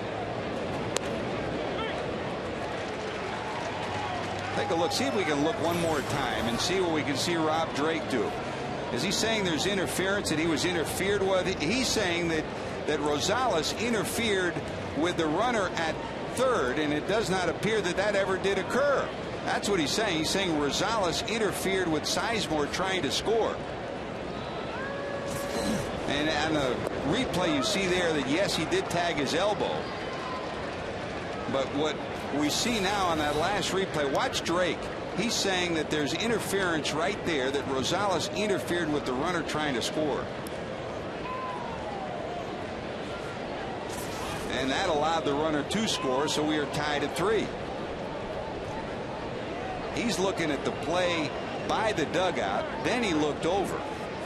And if you see it from the beginning, you see that Rosales never did have contact. I mean, Rosales had his back to the runner as he went by him. There wasn't even contact made. How you can make that call and be that close to it? Until we get an explanation, George, you want to give the umpire benefit of the doubt. But that, on first look, is a terrible call. Johnny Cueto gets the strikeout, but this game changes dramatically as the Indians score 2 in the 7th inning to tie it. We're going to keep it right here for God Bless.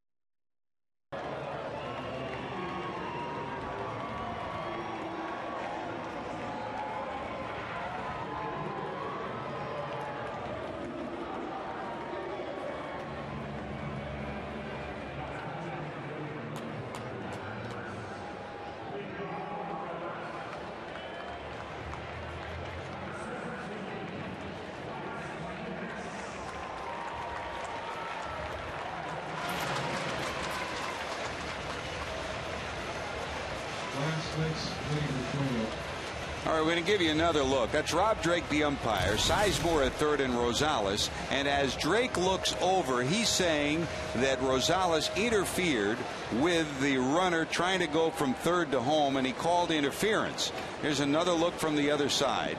There never was contact, and in Sizemore's case, he never did change his direction to home plate. But the third base umpire, Rob Drake, saying that he interfered with him. That's what allowed the run to score. We'll give you every angle we have of it. So the third run allowed to score. We are tied at 3. And here's Matt Hergis, the new pitcher, and pinch hitting for Johnny Cueto, Chris, is Lance Nix. Bouncer to the right side. Victor Martinez has it. We'll give you another look again. We'll look at it again. One of the interpretations that we have heard is that it's a responsibility of the fielder to get out of the runner's baseline. And Rosales does that. I guess if you want to really split hairs, Rob Drake is saying, well, he impeded him by being in his way. Even though there's no contact made, he may have slowed down the runner. But he's almost looking for that play right there. He's still in the process of making the play. The ball went between his legs. He couldn't get it turned around, and he was never in the way of the runner. So at the very least, a controversial call, and very clearly a call that affects the status of this game right now. We are tied 3-3, and back to the top of the order, Willie Taveras, as Hergis will deal to him. So Cliff Lee, 6 innings, 8 hits, 3 runs, 4 strikeouts. And the other part of it, it appeared that Rob Drake, obviously his job was to follow the ball. He followed the ball to see if the ball was going out of bounds. It didn't. There's a bunt, but it'll go foul. And as he turned and looked back, it was then that he made the call, and by that time the runner was already past Rosales. So we got a brand new game here in the bottom of 7 as Matt Hergis takes over, the veteran right-hander, out of this Indian bullpen.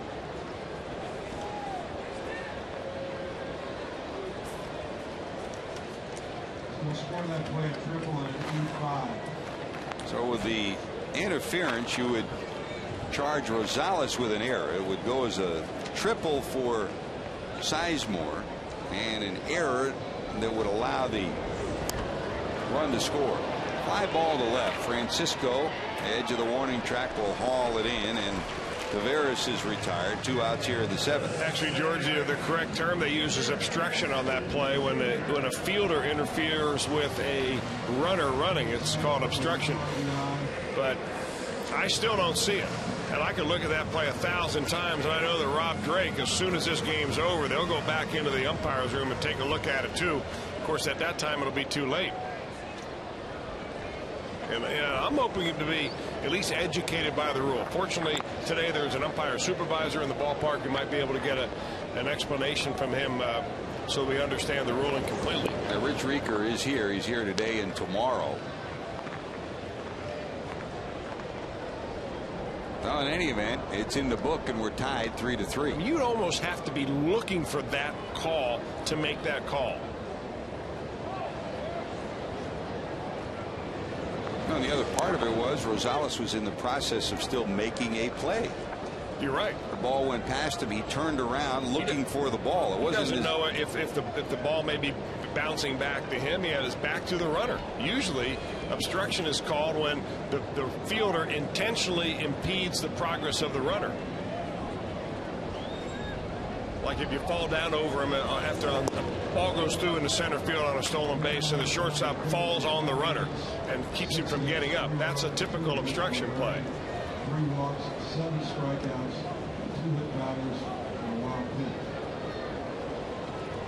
7 innings, pitched 6 hits, 3 runs, 2 of which were earned. We're going to see if we can track down Rich Rieker. Either we can get him in here, maybe JD can track him down. That's going to get through down at third, and on base will be Jerry Hairston.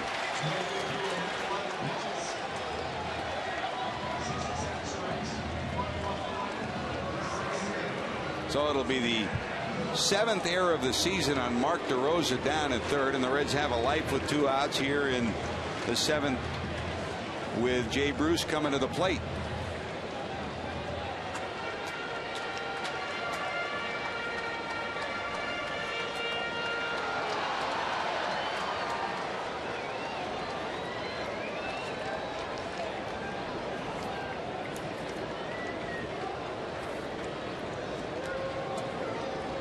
Let's see if Harrison might be off and running. He is stolen 4, not been caught this season. They'll chase him back. You know what gets lost in the entire call, George? The controversial obstruction call is an incredible effort and heads-up play by Johnny Gomes. Yep. I mean, a left fielder, to have a left fielder to come in there and field a ball in front of the visitor's dugout, that's exceptional. There's always a place to go. I mean, and that's being a baseball player. You can sit there and be a spectator, but there's always a place to go to help. And Gomes was in the right place at the right time. A brilliant play by Johnny. Erased with the obstruction call. There's Jay. Gomes is on deck. Bruce today bounced out, struck out, then hit one to the wall that Grady Sizemore picked off the top of the wall. Third time in 2 games that Bruce has hit one to either right or center against the wall. This time he'll bounce out. The Reds are retired. They'll strand a runner. We're going to the 8th. Chu will lead it off. We're tied at 3.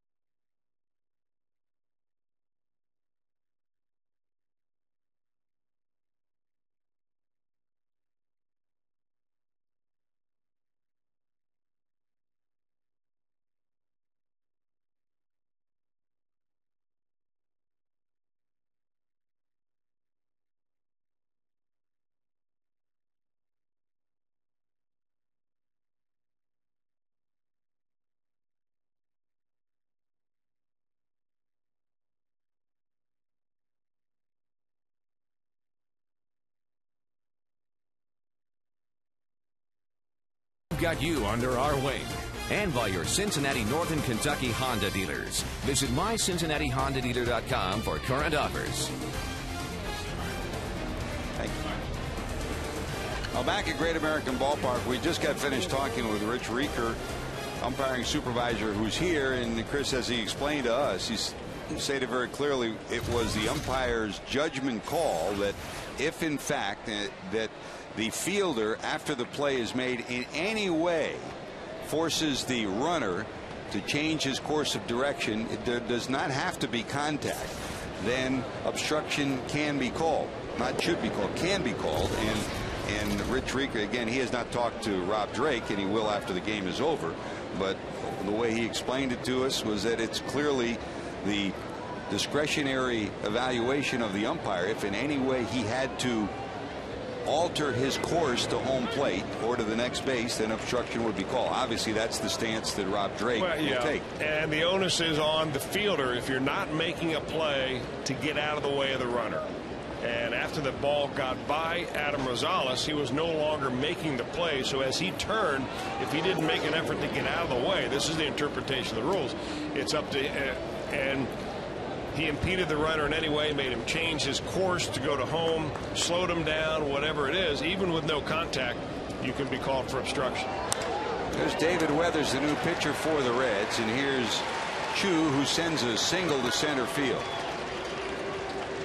Shin-Soo Choo, a base hit for Chu. That's his second of the day. Singled in the first, now 2 for 4. This leadoff base hit in the 8th inning. Here are the numbers on David. I mean, we won't know till we go down and talk to Rob Drake after the game, but I don't see, there was no contact. but I also don't see Grady Sizemore in any way changing his path to the plate. No. Maybe if Sizemore was smart about it, he would have run right into Rosales and Yep. made it obvious. Then you can really have no argument. What if that call is made in a game in late September and your team's in the pennant race and you end up losing the pennant by a game based on the team coming back, tying this game up, and then you end up losing it? I mean, it has. I remember it happened in the postseason. Remember Miguel Tejada on the obstruction call in the playoffs a couple of years back. That's a bunt. They will get the out at first. A successful sacrifice by DeRosa, 1-4. Little things, Mark DeRosa will always get them done. His sacrifice puts the potential go-ahead run here in the 8th inning out at second base. So runner in scoring position and one away. Chu at second. Francisco coming to the plate, who's 0 for 3 today. And a great pitching effort by Johnny Cueto erased. He cannot be the winner in this game. He also cannot be the loser on that obstruction call. But again, we won't know till after the game is over and we go down and talk to the umpiring crew. And the other side of it is you can never take away the brilliant play of Johnny Gomes, who came all the way in from left field to make the play at the plate. They would have had the out, and only because of an alert effort by Johnny Gomes.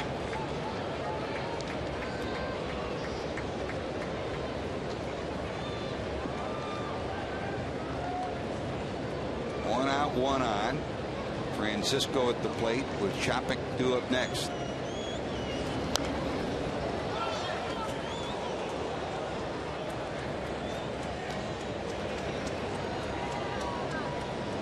$27,796 at the ballpark. So that means in this series, those that we debate whether interleague baseball works or not, 91,000 plus for the 3-game series. Hit down to short. They'll take the out at first. Gonzalez had an eye towards third, but he took the sure out that he had at first. Joel Skinner has what is the potential go-ahead run down at third with 2 away. I'll tell you, Shin-Soo Choo is a pretty impressive player. You know, he's had some good at-bats. He runs the bases well. He's made some nice plays in right field. But that play that he made right there, I mean, he had made his mind up ahead of time that if the ball goes either right at him or to his left, he's going to third base. And he went off as soon as the ball hit the bat. That's why Gonzalez couldn't have really a good shot at him going to third base. Now, does it make any sense now that there are 2 outs? Maybe not, but he got a good secondary lead. You see him bouncing out there towards third base. That's just a heads-up base running play. And a smart decision by Gonzalez. An inexperienced shortstop might have tried to get the out, and he didn't have an angle. Rosales was not there to make the catch either. So he took the out that he knew he had, and now if Weathers can get the catcher Chapek disposed of, the Reds are out of the inning. But then now it makes everybody a little more nervous. It makes your pitcher more nervous with the runner on third. You know, wild pitch, pass ball, a balk, an infield error, which wouldn't score a man from second but would score a man from third, an infield hit, all sorts of different ways to get that guy in from third. Did he go? The appeal down to first. Tim Timmons said he did not go.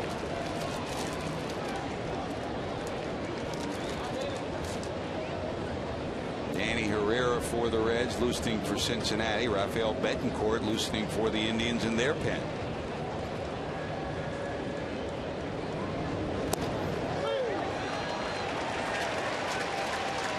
Two balls, 2 strikes. Chapek walked, hit by a pitch, and then eventually scored the first run for the Indians in the 4th after the double by Balbuena. Then he struck out in the 6th. All of those at bats against Cueto. Betancourt up and loosening.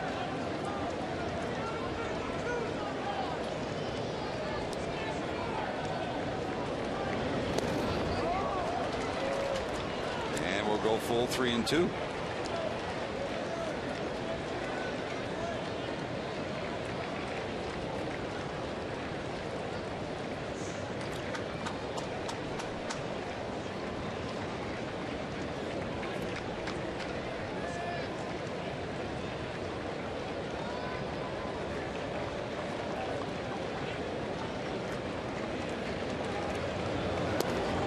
That's up high. So first and third now with 2 outs. And here comes the little guy who's been a pain in the neck all afternoon long to the Reds.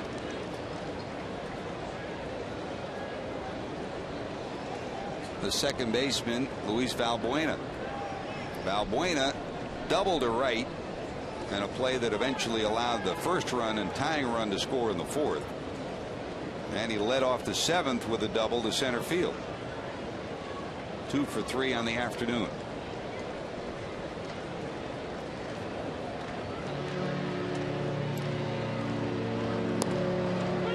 In there for a strike.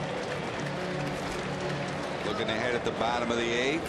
Johnny Gomes to lead it off. Ramon Hernandez and Adam Rosales due up.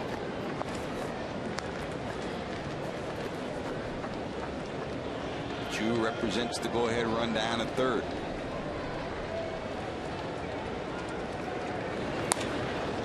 Wide at third. Rosales has it. And that'll do it. Leadoff hit and a walk. Nothing to show. The Reds go to work. Rosales due up third. Gomes will lead it off and we return.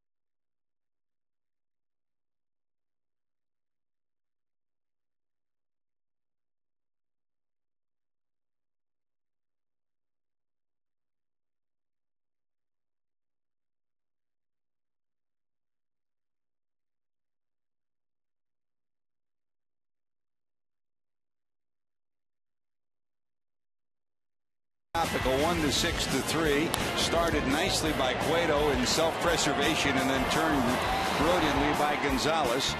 The Reds 2 double plays today, 38 on the season. Johnny Cueto will exit this day without a win. He cannot be the loser. 7 innings, 6 hits, 3 runs, 2 of them earned. And really, Chris, in actuality, only one of them should have been earned. They could have charged Jay Bruce with an error on the bobble in right field. They should have, at least in my book, George, because he would not have been waved in had Bruce not bobbled that ball. So that's the way it goes for Cueto. Another quality start for Cueto. That'll make 7 of them for Cueto out of his 8 starts, 9 starts. So here's Matt Herges back to work facing Johnny Gomes, Ramon Hernandez, and Adam Rosales. Gomes today popped up, lined out to center, and then singled to center, 1 for 3. Herges, 39 years of age, veteran right-hander. Boys, he's been around. Signed as a pro in 1992. Was in the Dodger organization in the minor leagues for many years. Didn't make it to the major leagues until 1999. Since then, been in L.A., Montreal, San Diego, San Francisco, Arizona, Florida, Colorado. Great teammate, just like David Weathers and Arthur Rhodes, an asset to every bullpen he's been a part of, not just as a pitcher but as a leader for the young guys too. signed this past January as a free agent by the Indians. That would be as a minor league contract. Went to camp as a non-roster player, went down to Columbus. That's where the Indians are playing their AAA now, and called up earlier in May. Indians have used more players than anybody else in baseball this year, and the vast majority of them have been in the bullpen. Been like a revolving door. Boy, he turns that over and he gets Gomes for a strikeout here in the 8th. Yeah, good looking changeup. We had a chance to view it in the glove before he threw it. There's his changeup grip, circle change, great arm action right there, and he gets the big swinging Johnny Gomes fishing.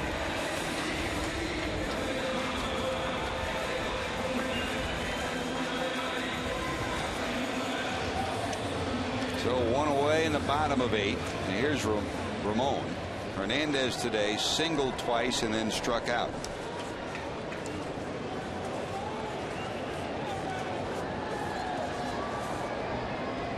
Hernandez 1 for 8 in his career against Hurgis.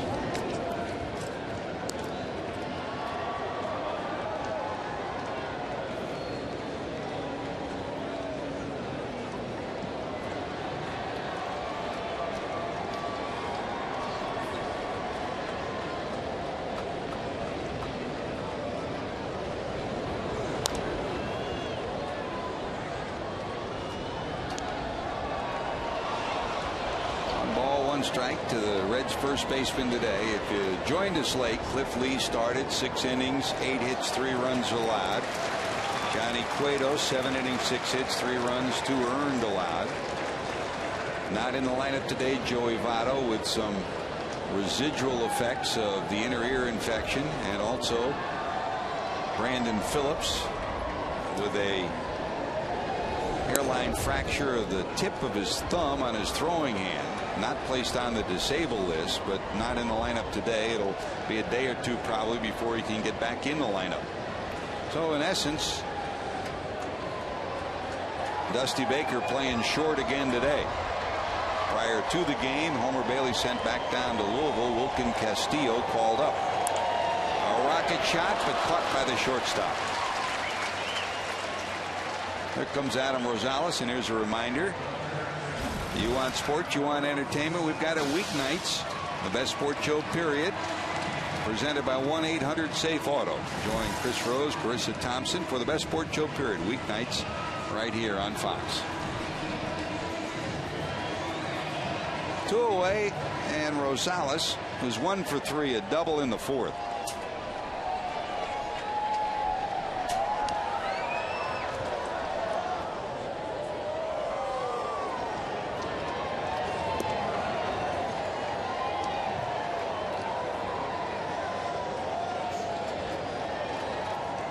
Alex Gonzalez on deck. He's had some success. Alex Gonzalez has against Hurgis, 3 for 8.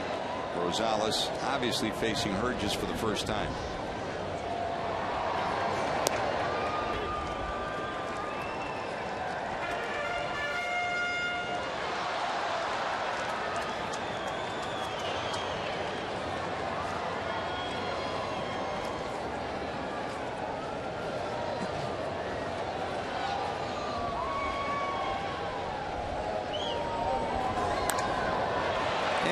Center. Sizemore should get there. Edge of the warning track. He'll haul it in. The Reds go 1, 2, 3 in the 8th. Going to the 9th. Bottom of the order.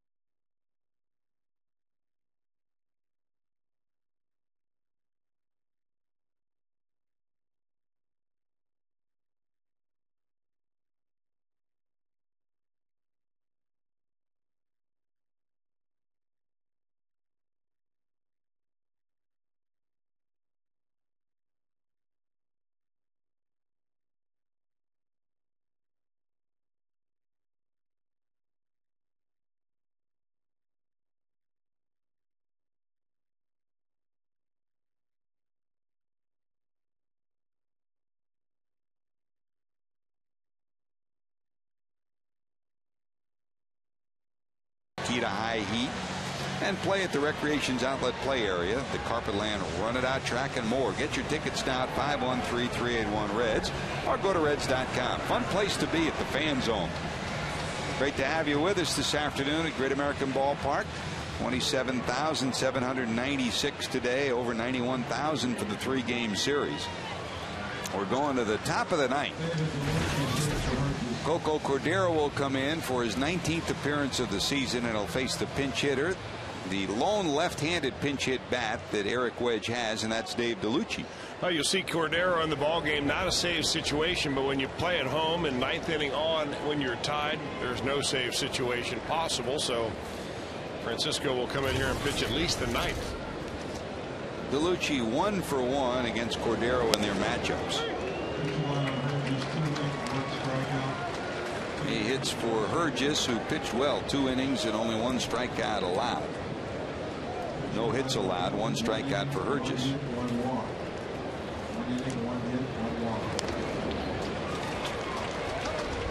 Cordero in his career against the Indians is 0-1 with an ERA of 4.7. He's been perfect in save opportunities, 14 of 14, and he's held the Indians to a 2.16 batting average. He's had pretty good success over the years against this Indians franchise.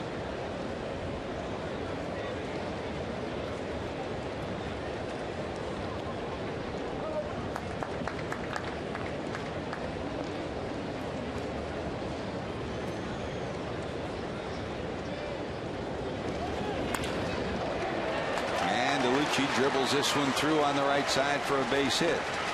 So once again, the Indians, for the 3rd straight inning, get the leadoff hitter on, this time in the 9th inning.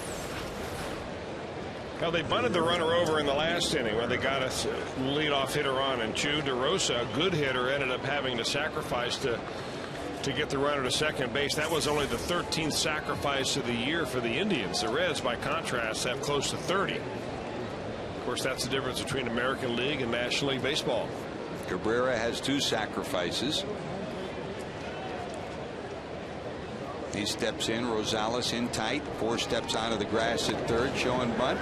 Cabrera will get it down. They'll take the out. They'll tap Cabrera. He successfully sacrifices. So little ball, something the Reds play a lot of, and in this game it's been the Indians who have been using the sacrifice. They successfully sacrificed in the 8th. They do it again here in the 9th. Well, George, that ball looked like it was going to have a real good chance of going foul. It went on the grass, onto the dirt, and then looked like it was heading to the line. But Hernandez made the decision to go ahead, field it, and take the out and see if he can just get out of the inning. DeLucci average speed off second now. That's definitely going foul. No doubt. He lets it go another foot, it probably rolls foul. And here comes Sizemore. Grady struck out, singled, hit by a pitch, and then it was his at bat in the 7th inning that turned this game around. The Reds led it 3-1 with Valbuena on second.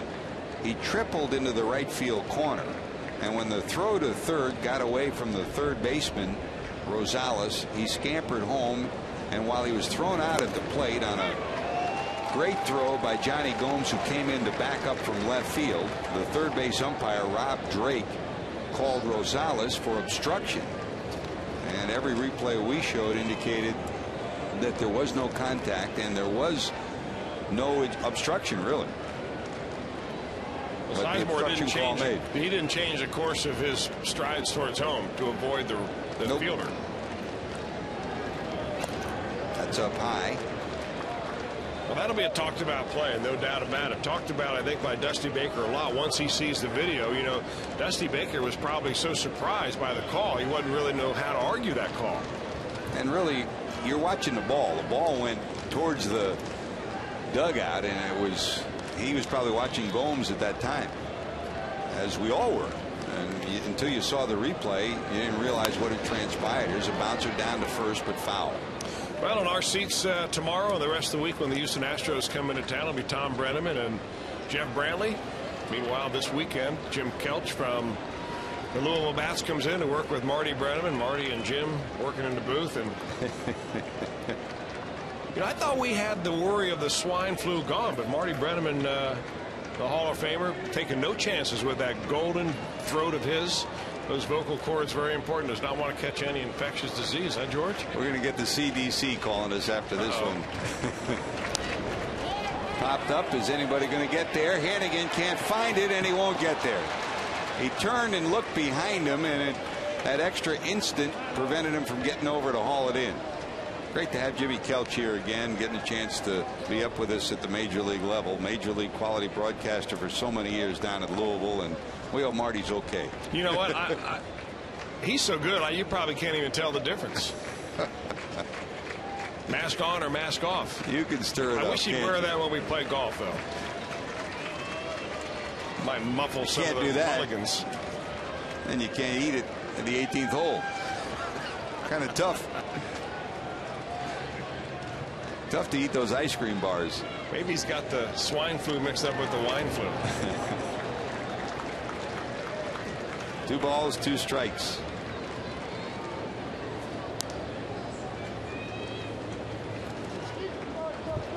Sizemore against Cordero, 1 for 7 in his career. DeLucci represents the potential go-ahead run, sitting at second.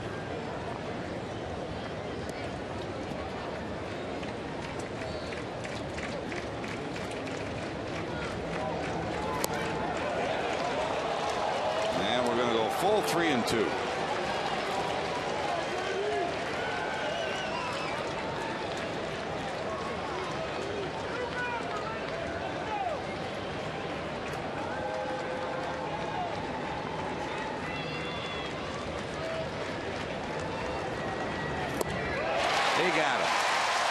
When in doubt, rear back for old 95. Yeah, that's the one thing that Cordero has that you love to have in your closer, the ability to rear back and add a little extra when you need it with action, too. Look at the sink on that fastball by the radar gun at the stadium, 95.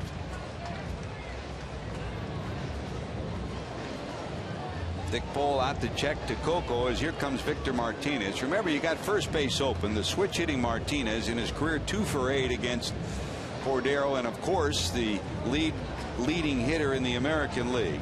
And you got Chu coming up next. Give him the option.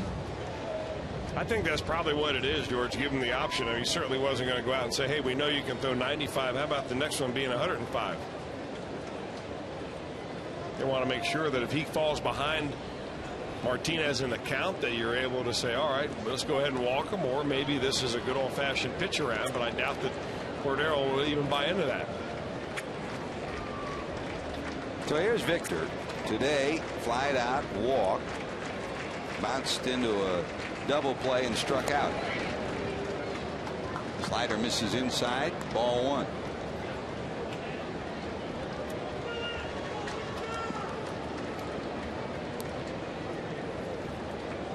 DeLucci getting his lead off second in this 3-3 ball game in the ninth.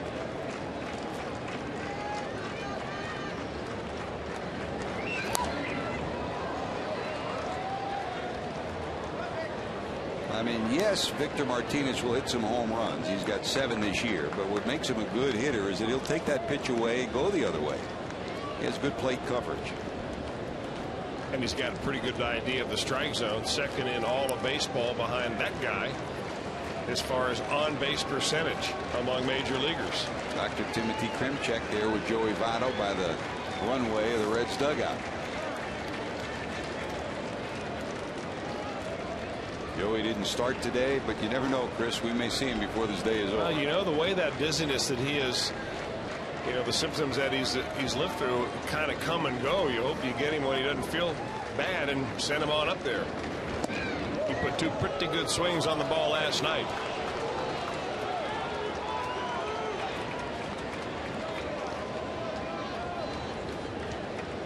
Two balls, 1 strike to Victor.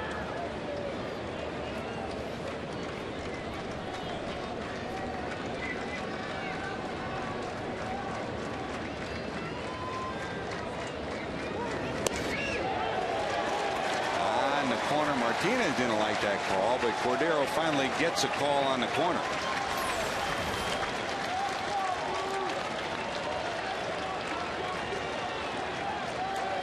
The Reds trying to snuff out another Indian rally. The Indians 3 for 23 with runners in scoring position in the series. Only 1 for 8 today. Cordero peers in for a sign from Hannigan. Here's the 2-2. And on the hands, it's going to stay in the park, and Bruce should put it away. He does. We're going to the bottom of 9. Is there lightning left in the lineup for the Reds? We're tied at 3.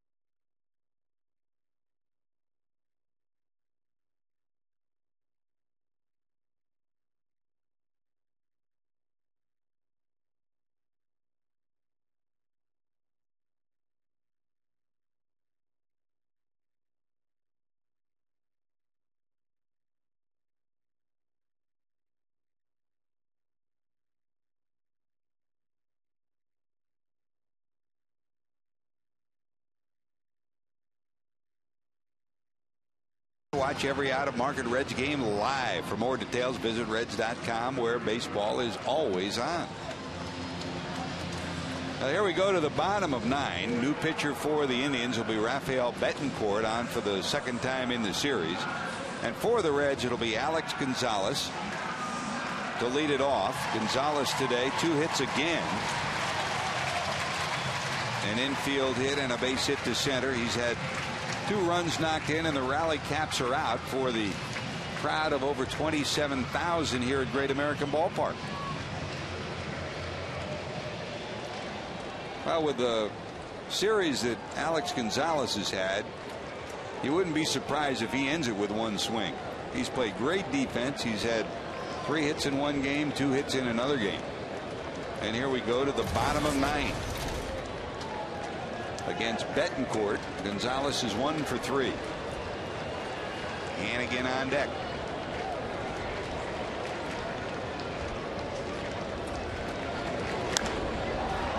In the air to right. Chu has it measured. 1 away.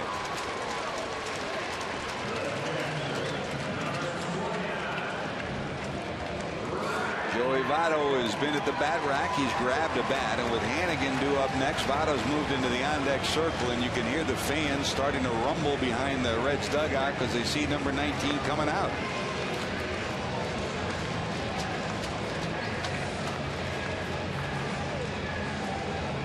Hannigan today. Walk, bounced out, flied out.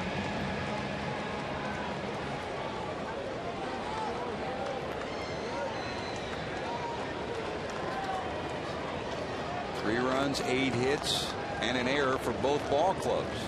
Indians have left 9 on. The Reds have left 6 on base.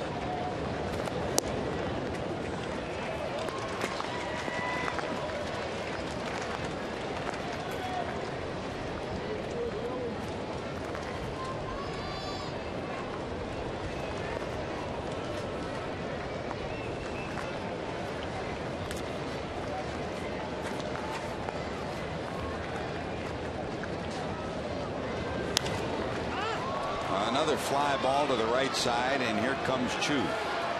2 away. And listen to the hand that Joey Votto will get.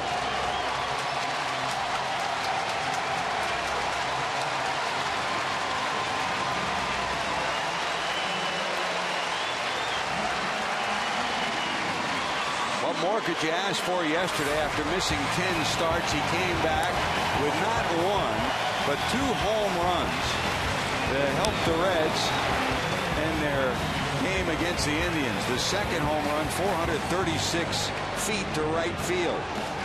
2 home runs give him 7 for the season. Joey did not start today with a recurrence of the residual effect of that inner ear infection, but as you can see, available to pinch hit, and he's going to go to work against Betancourt here. And that'll run Carl Willis, the Tribe's pitching coach, out to the mound to talk to Betancourt and Shopik. And you know, they were talking in the Indians clubhouse before the game today about just the sound of the ball coming off the bat when Joey Votto hits it. The 2 of the balls he hit last night, they sounded like cannon shots. And I guarantee you that Willis told his pitcher Betancourt, do not allow this guy to win the ball game. Votto 0 for 1, only 1 at bat against Betancourt. 2 out in the 9th, and we're tied at 3.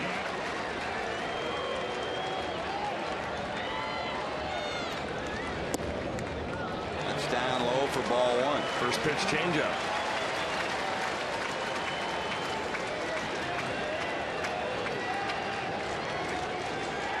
Comes another.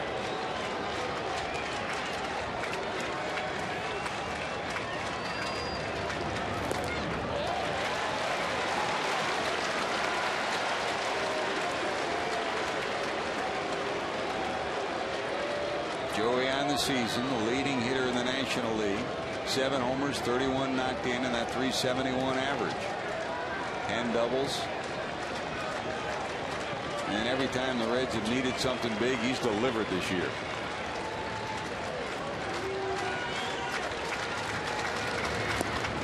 He's staying away and staying down.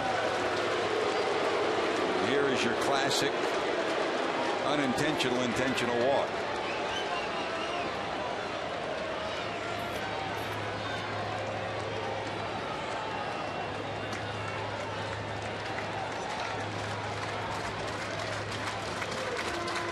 Setting up down and away again is Shopik.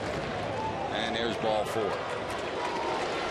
So the Reds get the potential winning run down to first base here in the 9th inning.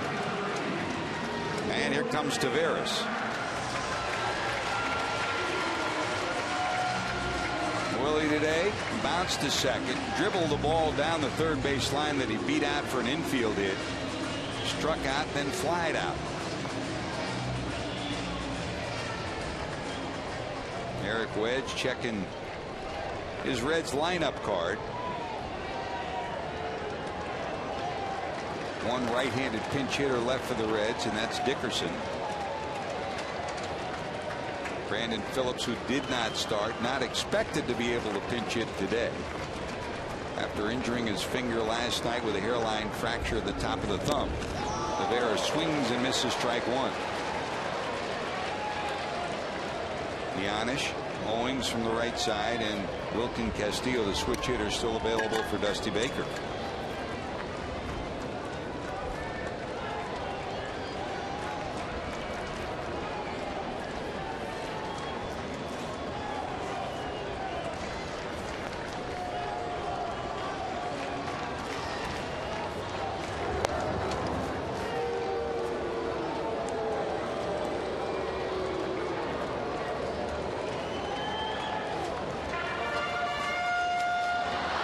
Taveras against Betancourt, 2 for 2 in their matchups.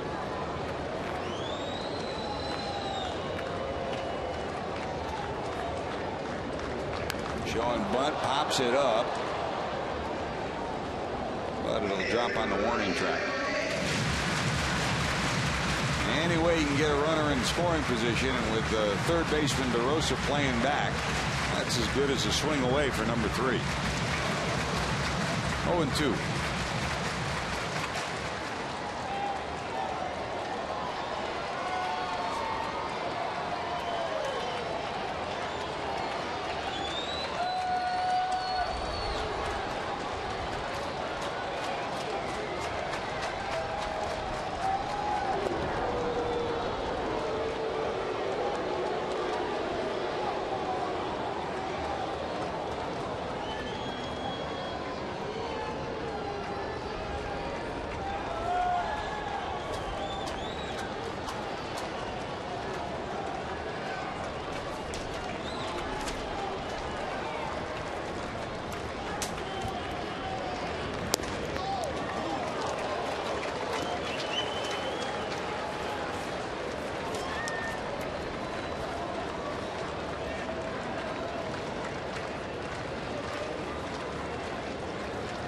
Keep the line going. That's the former Reds manager Jerry Narron used to say it, and that's what Taveras is trying to do. Find a way to get the runner to second base with Hairston in the on-deck circle.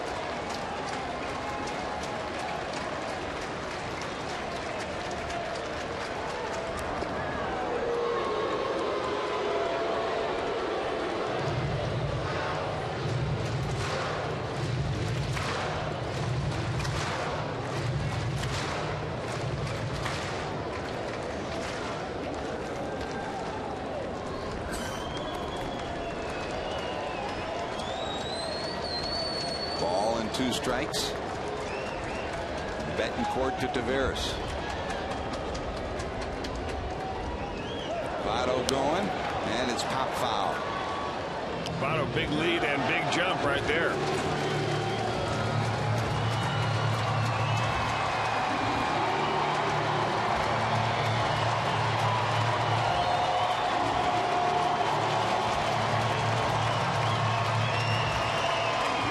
Fans hoping for some 9th inning lightning here in this 3-3 ball game.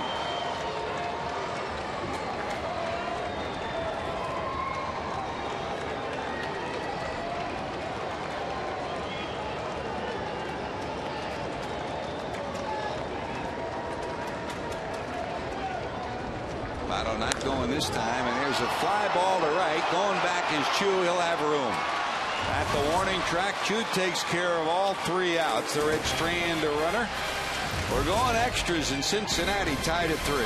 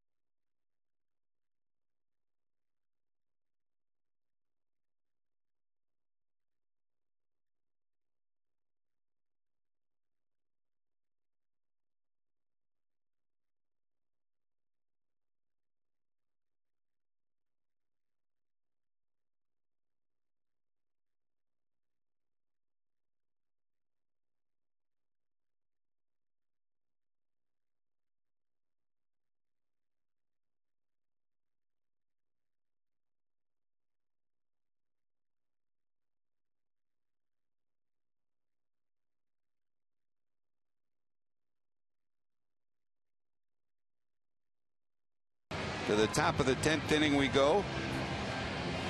For the Reds, they are 0-3 in extra inning baseball to this point. The Indians are 1-1.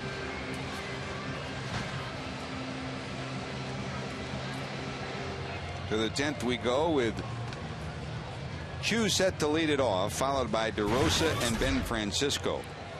Still available for Eric Wedge off the bench, Johnny Peralta, Matt Laporta, and Ryan Garco. 3 potential pinch hitters, and here's Arthur Rhodes, Chris. Well, he's been pretty doggone dependable, George. In 19 ball games, he's given up an earned run average of 0.6. 1 run overall, I think, for Rhodes, who's had good control and just remarkable stuff for a guy who's close to 40 years old.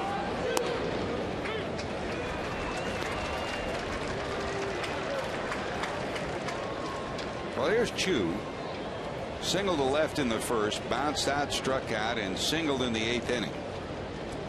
So a 2 for 4 afternoon for Chu, whose average is up to 308. He's facing Rhodes for the first time, rather for the second time. He got a base hit off him earlier in the series. Last night, I think it was a line drive right back through the middle on a fastball. That's why he's seen 2 curveballs in this at bat. Make it 3 of them.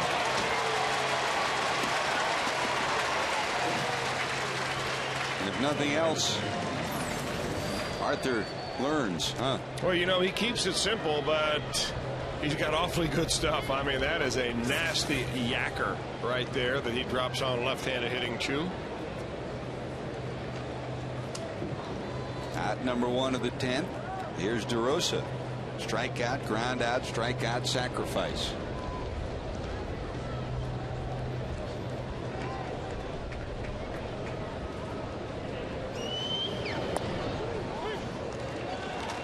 DeRosa facing Rhodes for the first time.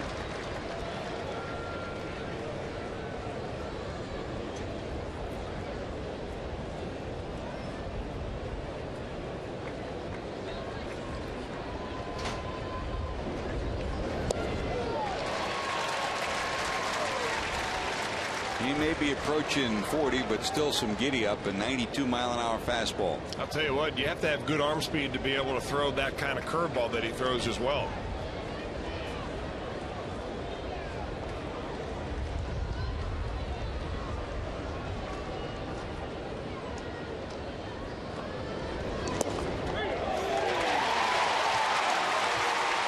DeRosa doesn't like the call. He'll turn around and say something to Mark Wegner. But that's back-to-back strikeouts for Rhodes. Well, Brian Hannigan set right up on the corner, and maybe DeRosa thinks that ball is too low. Looked like it had the plate. Boy, you love the way Hannigan receives the ball, don't you? I mean, he's so still. He kind of catches the ball and brings it back towards his body a little bit, trying to convince the umpire on those marginal pitches that it caught the plate. Just a very good receiver. And he gets so small back there that gives an umpire, even smaller umpires, guys that are short, a good look at the entire strike zone. Here's Francisco 0 for 4, 2 fly balls, a strikeout, and a ground out. 2 balls, no strikes. Bottom of 10, Hairston, Bruce, Gomes due up for the Reds, 2, 3, and 4.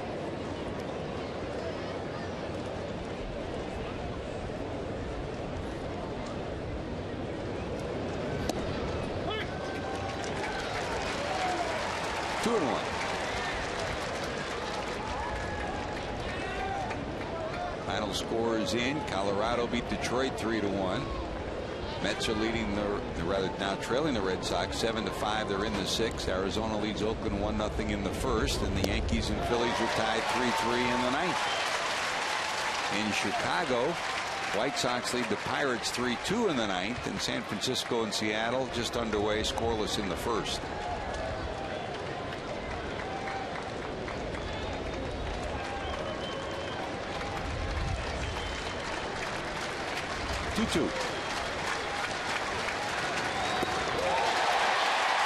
Got him. How about that? 1, 2, 3 strikeouts in the 10th for Arthur Rhodes. The Reds trying to win an extra inning encounter. Gary Harrison will lead it off.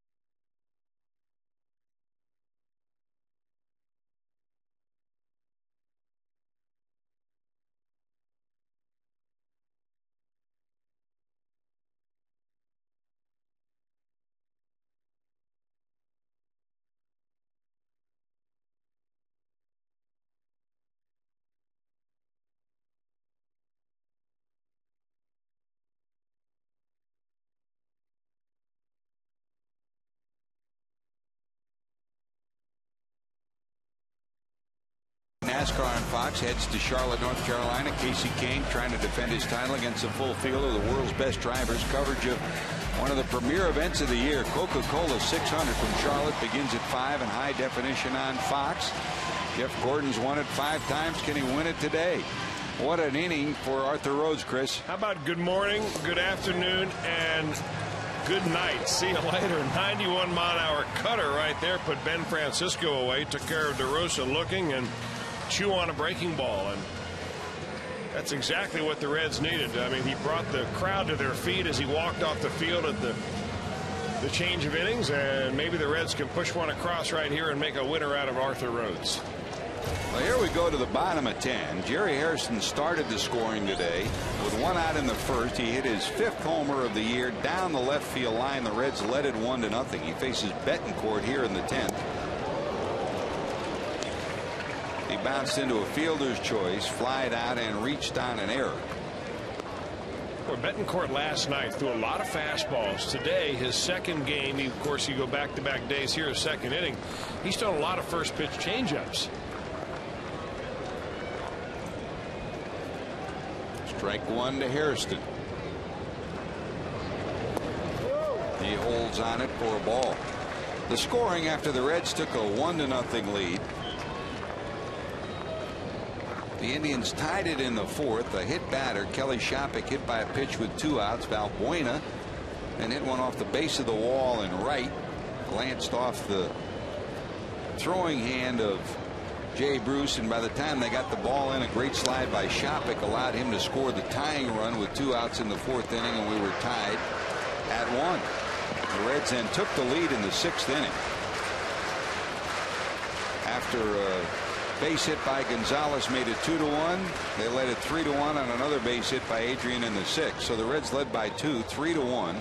That was after 6 innings of baseball, and that's the way it stayed until a controversial 7th inning. 1 ball, 2 strikes. He got him. In the 7th, Valbuena led off with a double. And then with 2 outs, Grady Sizemore tripled down the right field line to bring in the 2nd run. And then when the throw got by the 3rd baseman, Rosales, and went to the screen by the dugout, as Grady Sizemore tried to run to the plate, Rob Drake, the umpire at 3rd right here, called obstruction on Rosales, even though there was no contact, and it did not appear that the runner Sizemore in any way was impeded towards the plate. So that allowed the tying run to score. That's why we are tied in extra innings right now. We talked to Rich Reeker, the umpiring supervisor, who happens to be at the ballpark today, and his explanation, and again, he hadn't talked to Rob Drake and won't until the game is over. His explanation was it's the umpire's discretion that even if there's no contact, but if the runner has to in any way change his course to his next base, obstruction can be called. And that's the end result, and why we're tied at 3. No balls, 2 strikes to Jay Bruce.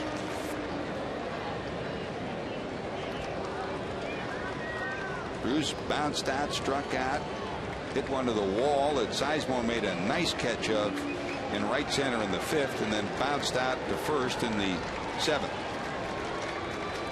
Be a nice time for homer number 13, huh?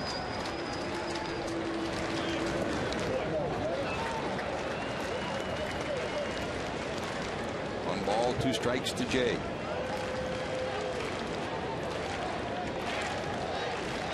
Now they're playing kind of a prevent defense. The Indians are, as far as the outfield goes, very close to the warning track. The right fielder especially way out there, just about back to the fence, making sure no doubles.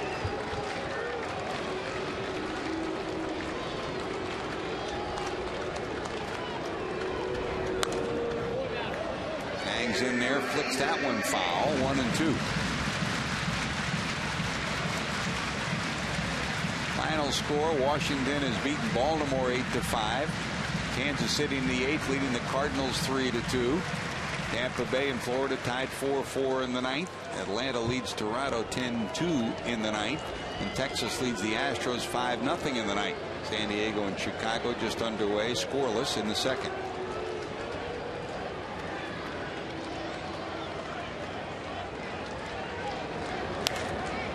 Pops him up. Is there going to be room for Shopik? Going back, he'll run out of room. So another life for Bruce. He's hanging in 1 and 2, fouling 2 off.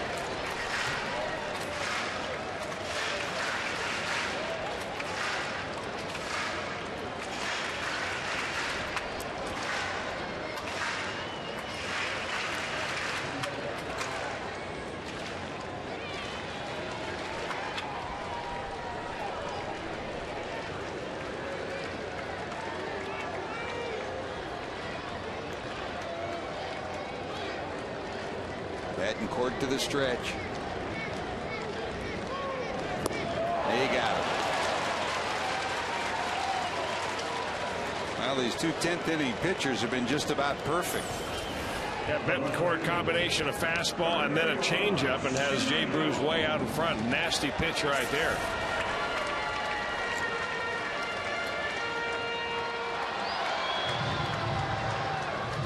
There's Johnny Gomes. Popped up.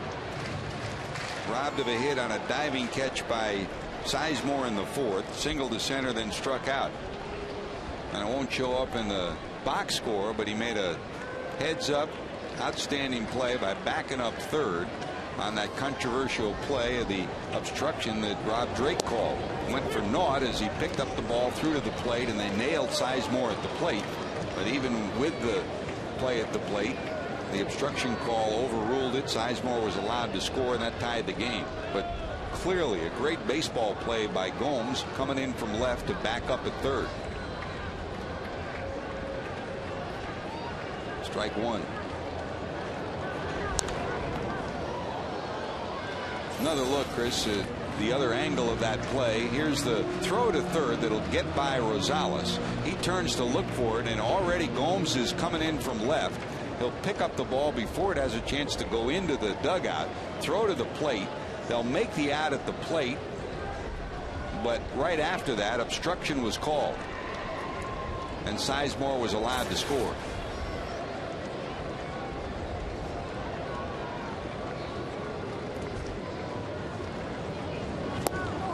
Swing and a miss, and both relievers do their job in the 10th. Betancourt strikes out 3 after Rhodes strikes out the sides. Going to the 11th, 3-3.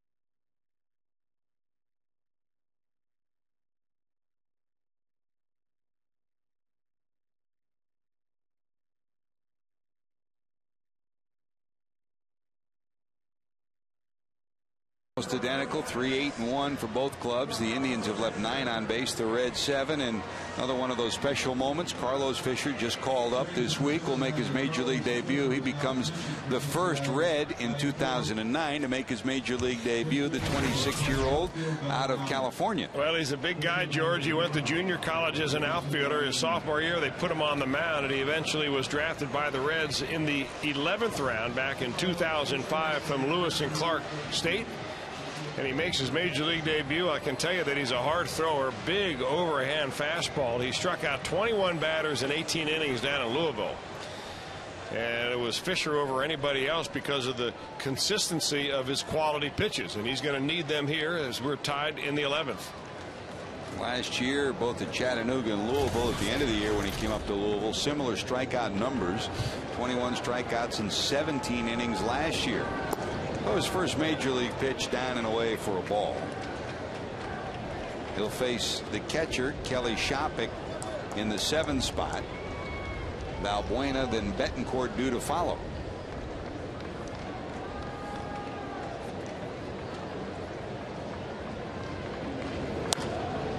Bounce foul past first base bag. Changes for the Reds. Chris Dickerson comes in and left. Dickerson hitting in the 9th spot. So Dickerson next inning would be due up 5th in the inning. Fisher enters in the 4th spot. Carlos to the stretch. Well, we've yet to see his fastball, as he has thrown 3 consecutive breaking balls. The word on his breaking ball is somewhere between a curveball and a slider. Big breaking slider right there. That's some serious depth right off the table. Originally selected by the Reds back in 2005 in the 11th round. Don't forget to breathe. A big deep breath.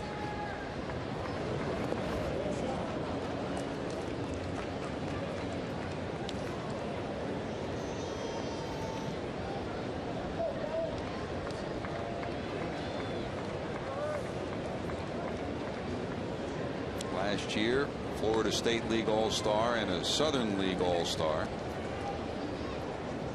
in the last 2 years. Making his way from Billings to Dayton to Sarasota to Chattanooga and then Louisville. And how about this? First major league hitter he faces, strikeout number 1. That's the way to get it started, Chris. Pretty nasty looking breaking ball right here. I mean, nice easy motion for Fisher. Nice and simple. Gets his foot down and pulls it on through.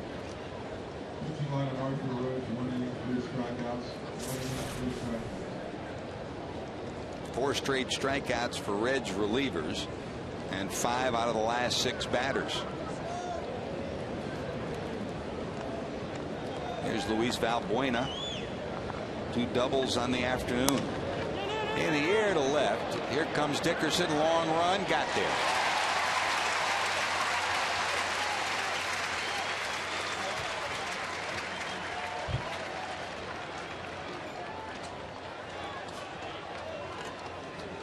And with Betancourt due up, Johnny Peralta's come out into the on-deck circle.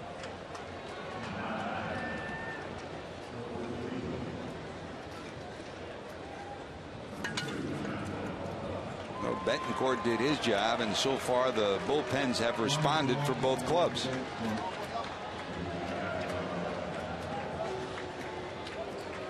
That leaves 2 regular pinch hitters for Eric Wedge. Matt Laporta and Ryan Garco, both with home run power.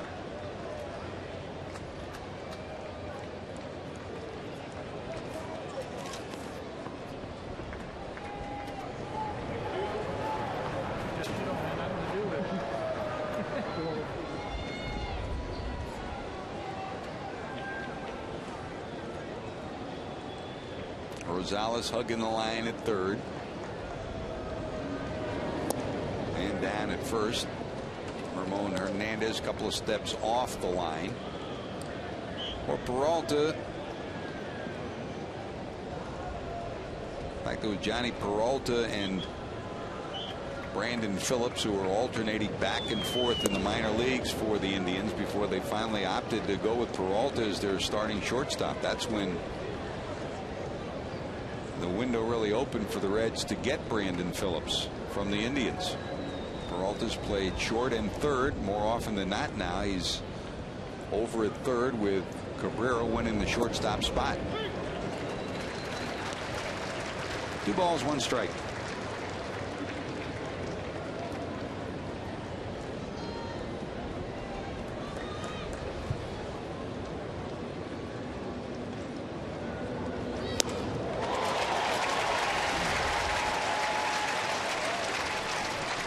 There's a laser beam.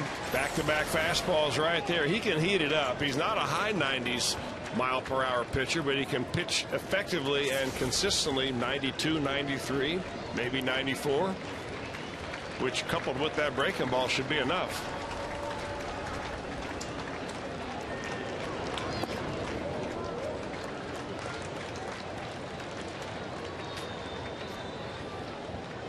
Give you a little bit of the glove and the elbow and the shoulder before you see it, too. He hides it pretty well. He's a little across his body, too, which gives you a tough view of it as a right-hander.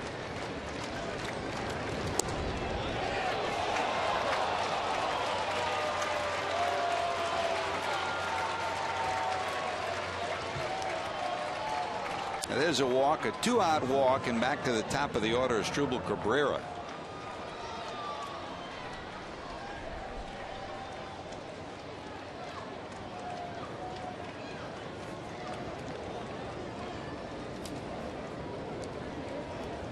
It's a bullpen game from here on out, and for the Indians, Luis Vizcaíno starting to loosen for them.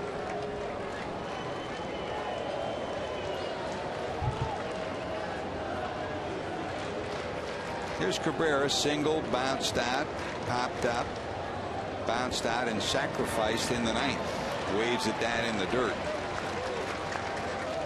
Strike one.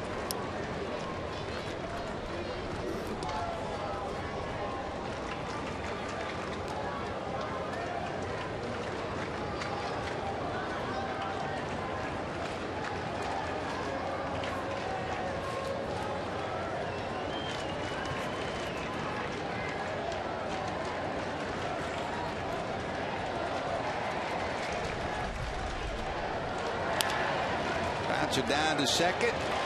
Terry Hairston Jr. will scoop it up, and we're going to go to the bottom of 11. Reds looking for some magic.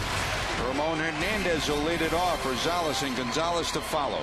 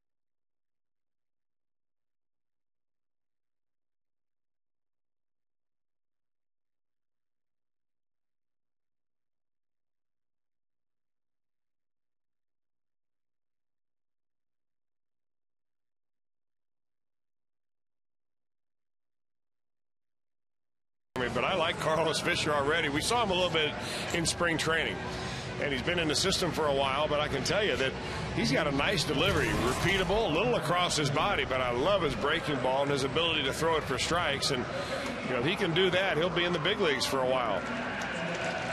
He's got such a calm demeanor, doesn't he? I mean, even though he had that pitch on a 3-2 count to Johnny Peralta that he thought was a strike, he was completely expressionless to the umpire and just went on with his business. He was one of the 3 young men that the Reds sent to rookie development down in Washington, D.C. this winter, and you get a pretty good view of young men, not about the baseball side, but about the mental side and their approach. Boy, he applied himself. He got rave reviews from the former major leaguers who were his section leaders, and he's got the aptitude to perform up here. We've seen inning number 1 go pretty well. Here's Ramon. He'll face Luis Vizcaíno, the fourth pitcher of the day for the Indians as we go to the bottom of the 11th inning. That's a bouncer into center, a base hit. Ramon's third hit of the day, third single. He's 3 for 5, leadoff hitter on in the 11th. He could easily have 4 hits on the day, but for a line drive that was robbed last time up right at the shortstop, this one right back through the box. And boy, his hit chart does not lie. Right field, center field, left field, he's all over the place, and he leads off with a knock to get the leading or the winning run on board. Well, Giannis will come in to run for him, so Giannis will come in to run. Here's the numbers on Vizcaino.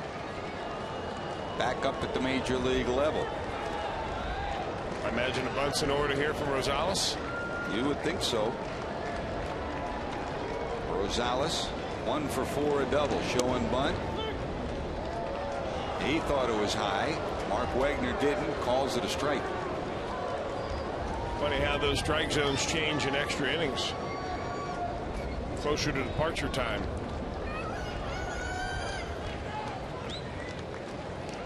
No balls, 1 strike to the red third baseman.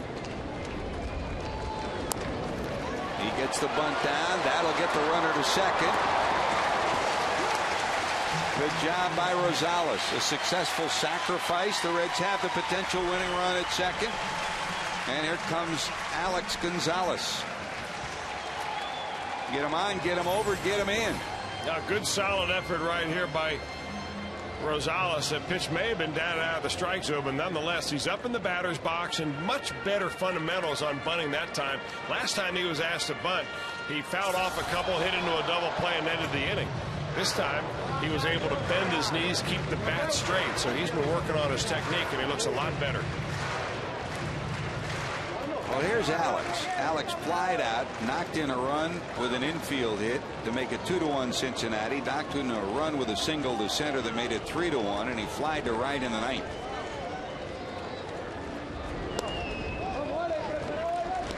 Three runs, 9 hits and an error for the Reds. 3 runs, 8 hits and an error for the Indians. Reds trying to continue, take 2 of 3, 2 of 3. The two teams have split the first 2 games of this series in the first interleague series of the season.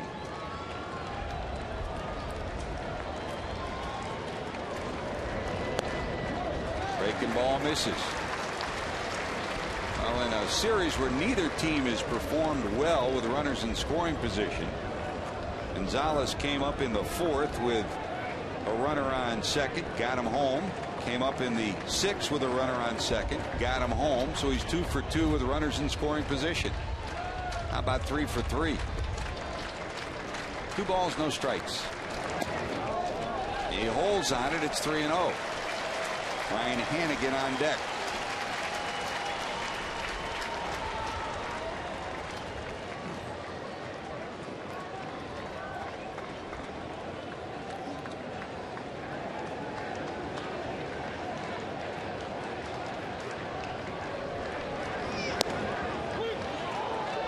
That's a call strike.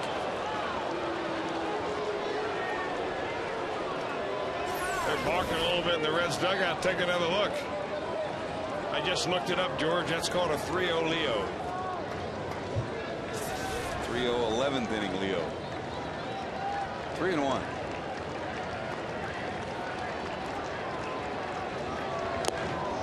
And it's 3-2.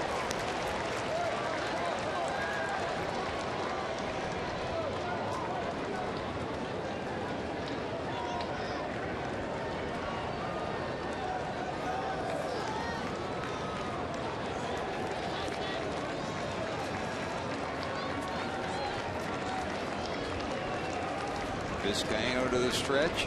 Giannis off second. In the air to center. Hit pretty good. Sizemore going back. Looking up. It's off the wall. Here comes Giannis. He's going to score. The Reds are going to win. They're going to mob Alex Gonzalez. Look out, Gonzo.